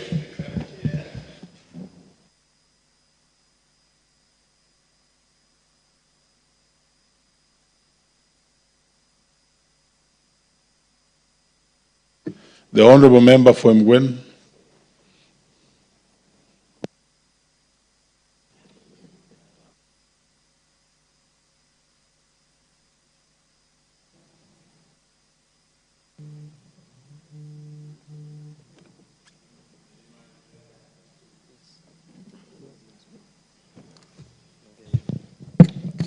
Thank you, Honorable Speaker, for giving me this chance to support the amendment of this Higher Education Loans Board by Honorable Joyce Kamene to allow students who are below 18 years to access HELB loan without necessarily providing the IDs. Honorable Speaker, there's been a very serious discrimination by the Higher Education Loans Board for not allowing students who are below 18 years to access their loans. And they've denied them freedom of education, Mr. Speaker. And this bill came timely by Honorable Joyce Kamene, whom I consider as an iron lady. I've known her really criticizing a lot of things by the government, but in the right direction. And this bill actually defines her as a mother who is considering children or teenage students who are below 18 years. This is actually timely and very considerate. I really want to congratulate her. The reasons for requirements of IDs in institutions of where they provide loans like banks and help, for example, is for verification of identification. To know who is this student, what are the details of the student. But right now, Mr. Speaker, students have names, students have index numbers. We already know who they are. So once, we don't need an ID, especially during the entry level, because we already know them. And with these dynamic moments and times, Honorable Speaker, where we will have Maisha number being used moving forward, in future, probably we might not need the IDs. So the other issue again, Honorable Speaker, is for credit assessment. In this case, a student joining university or tertiary colleges, we don't need to assess anything on credit worthiness. We know he's a student or she's a student, she's still studying, and so she can just progress. Her or his credit worthiness will be known later when she enters or he enters into businesses. The other reason for issuance of IDs or requirements of ID is for tracking recovery. In this case, Honorable Speaker, for the period the student will be studying, entry level, during the entry level up to completion, there's some formalities that can be done so that to allow this student use his or her ID. But for now, during the entry level, Honorable Speaker, they can use whatever the documentations they have, the birth certificate, the names, the index numbers, and in that transition period, it can be done before this student completes her education. So I beg to support this bill and to also thank Honorable Kamene for coming up with this timely bill. Thank you, Honorable Speaker. The Honorable Elizabeth, Meru County Women, Member of Parliament. Thank you very much, Speaker, Honorable Speaker, for giving me this opportunity to comment on this very, very important amendment. I want to thank Joyce Kamene, Honorable, also for bringing it so timely. We keep on saying that education is an equalizer, and I'm even beginning to wonder why this happened in the first place. No child should be discriminated in any way, whether age or otherwise, for her or him not to enter any level of education, and particularly now we are talking of university education. I know the Ministry of Education has many challenges, and this is the list of what should be bothering them about an age. So, Honorable Kamene, I just want to thank you most sincerely for bringing this up, even as we brought up many other issues that are concerned with the education of our children. I think that is very vital to me and very crucial that all children, respective of their ages, get the education that they deserve. Thank you, Mr. Speaker, for again giving me this opportunity. Thank you. The Honorable Adams Kipsanai. Thank you very much, Mr. Speaker, for giving me this opportunity. First of all, I want to congratulate my, my friend and member for Machakos, Honorable Kamene, whom we are serving together in the same committee, for bringing such a very important amendment. Mr. Speaker, you know, education is, there is nothing that you can compare in this world with education. Education is an equalizer. Education gives everyone an opportunity to serve in any position, anything that he wants, or anything that he aspires in his or her life. Mr. Speaker, as it is now, the act is discriminatory. It actually goes against Article 53 of the Constitution, which guarantees every child the right to education. So, Mr. Speaker, by saying that a child of below 18 years is not qualified to benefit from government money because of being underage is actually discriminatory. Mr. Speaker, we have many ways of identifying this child through birth certificate, names, as it has been said, or even the parents' identification, because we are living in a democratic country. These are children of this country. So by saying that they cannot benefit from government money to pursue their career is actually discriminatory, and this is something that needs to be dealt with, because we are having many children in this country who are not able to go to the school.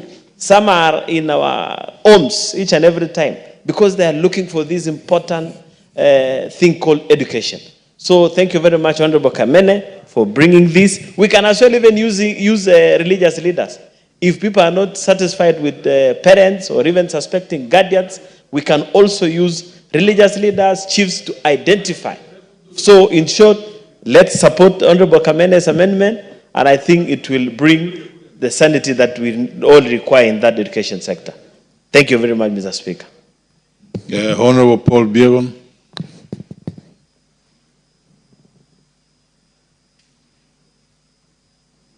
Thank you, Mr. Speaker, for giving me this opportunity. And at the onset, I rise to support the member of Machakos, who happens to be one of the members. We go to the same church, so I'm really very proud of her that at least she has thought like a mother and like a Christian.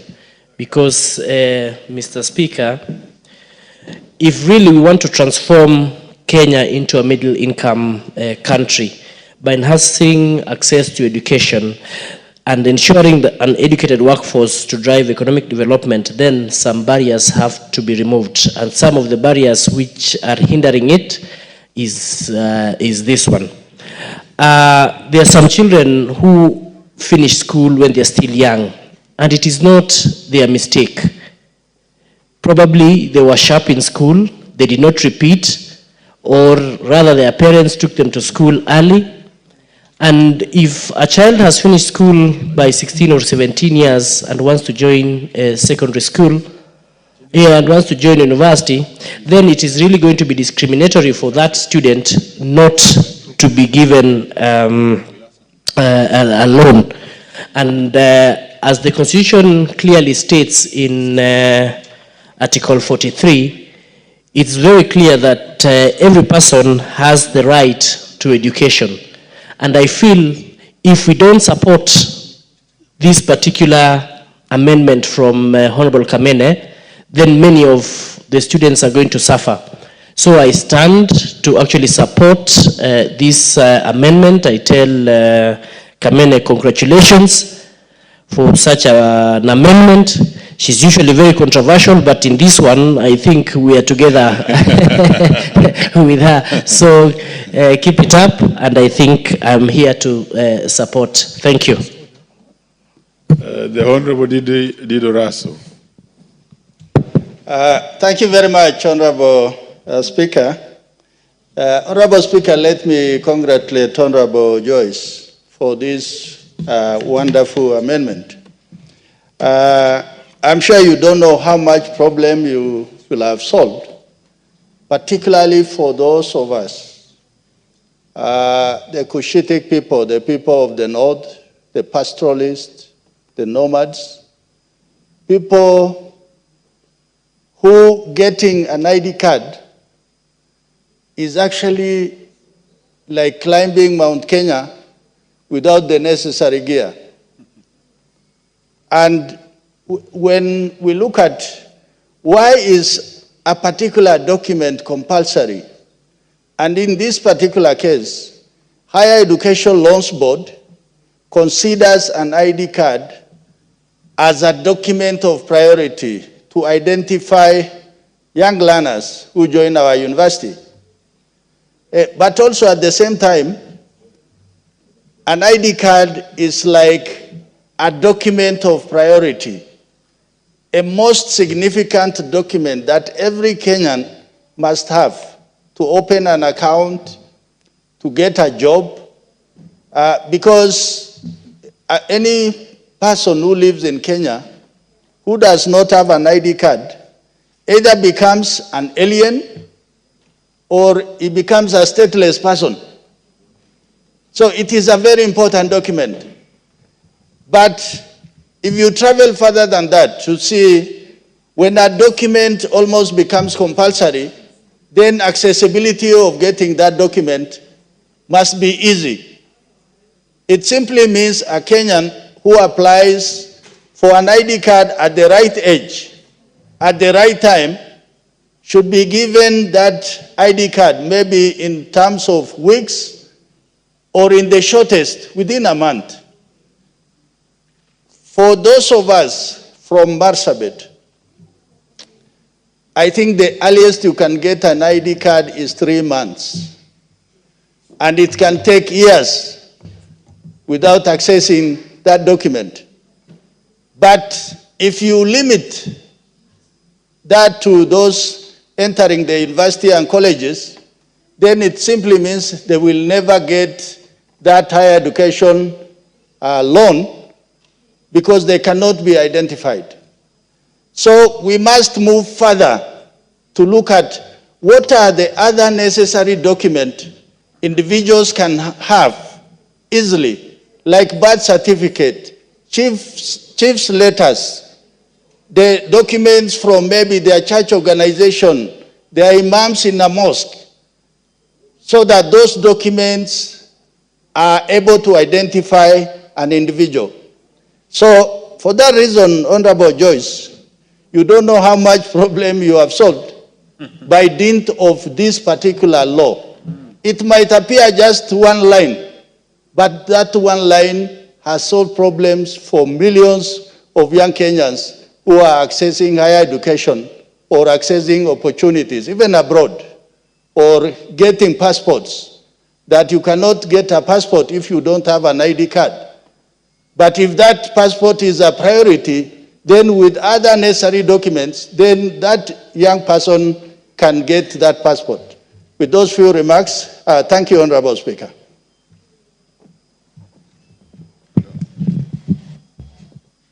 Mover to reply.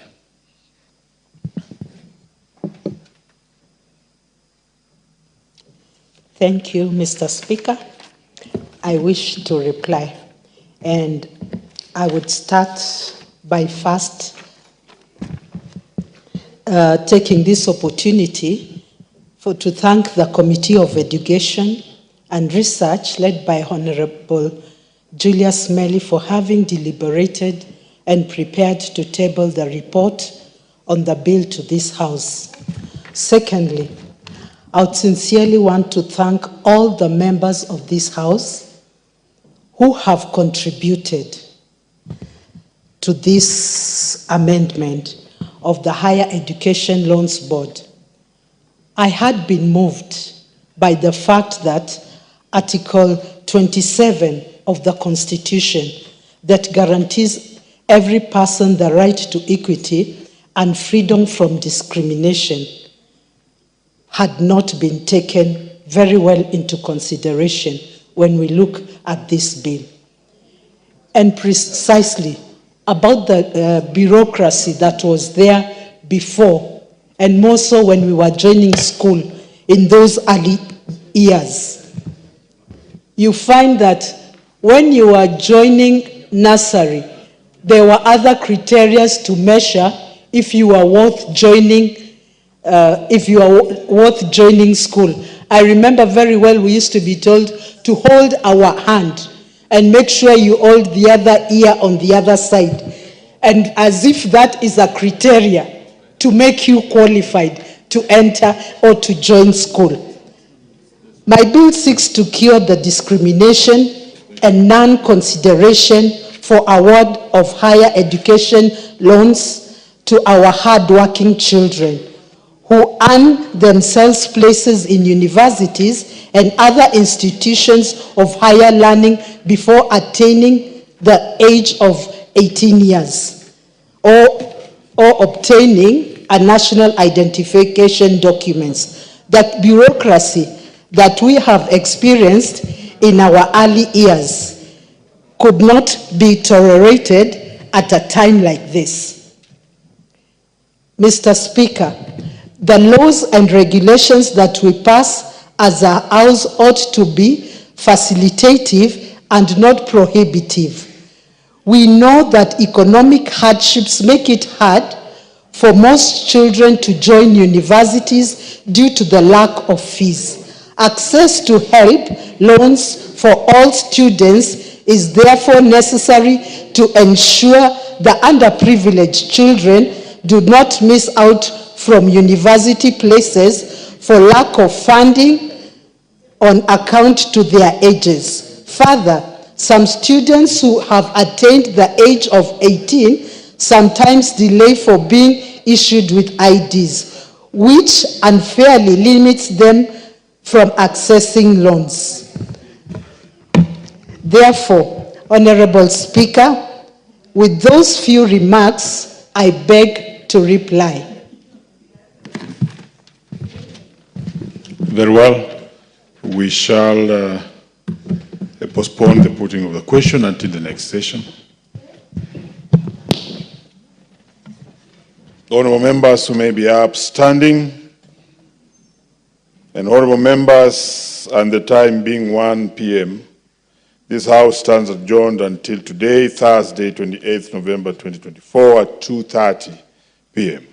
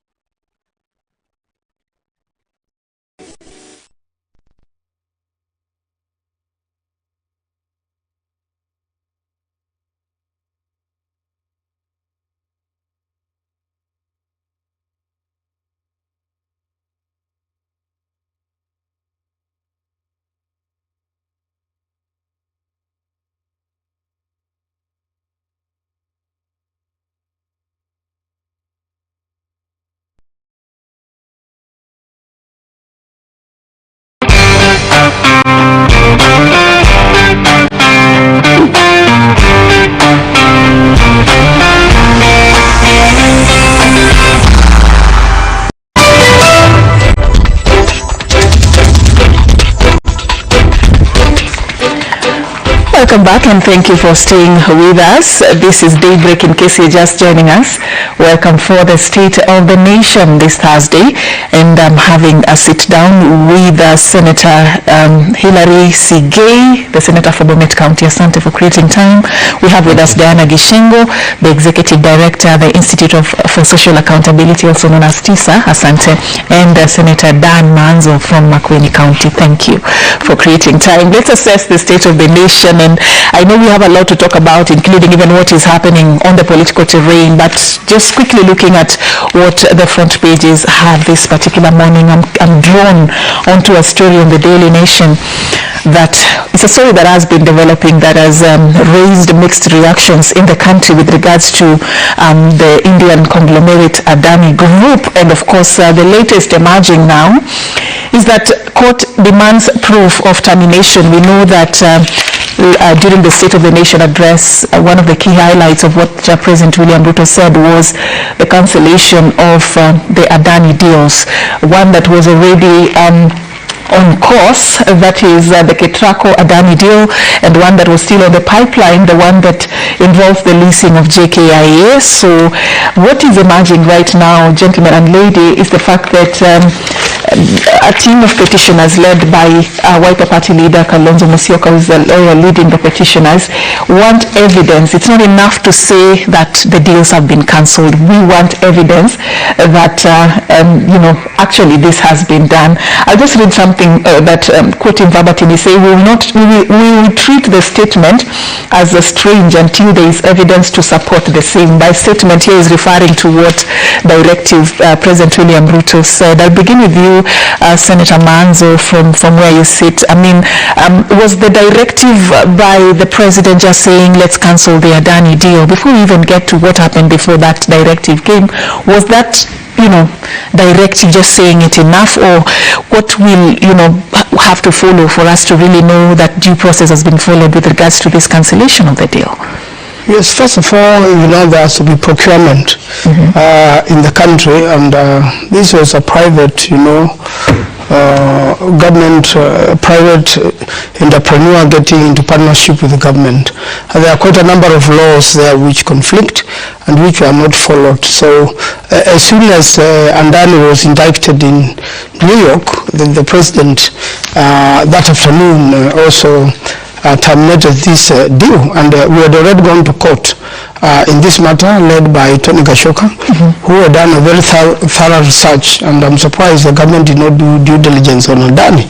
I have been on media before, and I said this was an international criminal who had come to do business with us. He's been in a number of countries, and none of those deals have gone right. So the court yesterday, just having a statement made in Parliament, the same documentation should get into the courts, and the Attorney General was represented yesterday. The Attorney General was had asked more time to make replies into the petition, and still yesterday more time has been given for the Attorney General to avail this particular document into court. The bigger fear is not about Adani being removed. It's about Adani is removed out of this deal, and another private investor, another criminal is brought on board. So there has to be, a proper method of acquiring these transactions, getting them on board by following the law. There must be an advertisement, and everybody should be invited to participate, and including local companies, so that you can see who can best do this. And I think also what's happening with the airport is that there are only few errors here and there, like we saw the leaking roofs. I'm sure those can be fixed locally. We just need another runway. A runway is simply a road. So do you need really somebody to come from India to come and make a road for us in it could be done locally by... Yeah, it can also be done locally by local experts. And this is part of the quarrels between the former Deputy President Gachagua and President William Ruto on some of these things, I believe, when we try to advise him on them. So we have enough capacity locally here. What is happening is these deals include a lot of bribery. They include a lot of, some percentage which is paid to the brokers, and some of the merchants trading with the government who are part of this. That's why Andani was very bitter in some of these things we saw in social media about some of his money which had been taken away, and he was demanding either action or the money is returned to him. And I think he's a very bitter businessman. So some of these fellows who have stolen from Andani here in Kenya, they better watch out as they travel around the world. He's a very bitter man. He's a bitter man. Talking about wherever he is a bitter man. Be careful if you took money from him. That's what Manzo is saying. But I'm really concerned about, just that statement you have made, because we are here calling for clean processes and due process to be followed in procurement. But then again, looks like you're suggesting we don't come on that table with clean hands.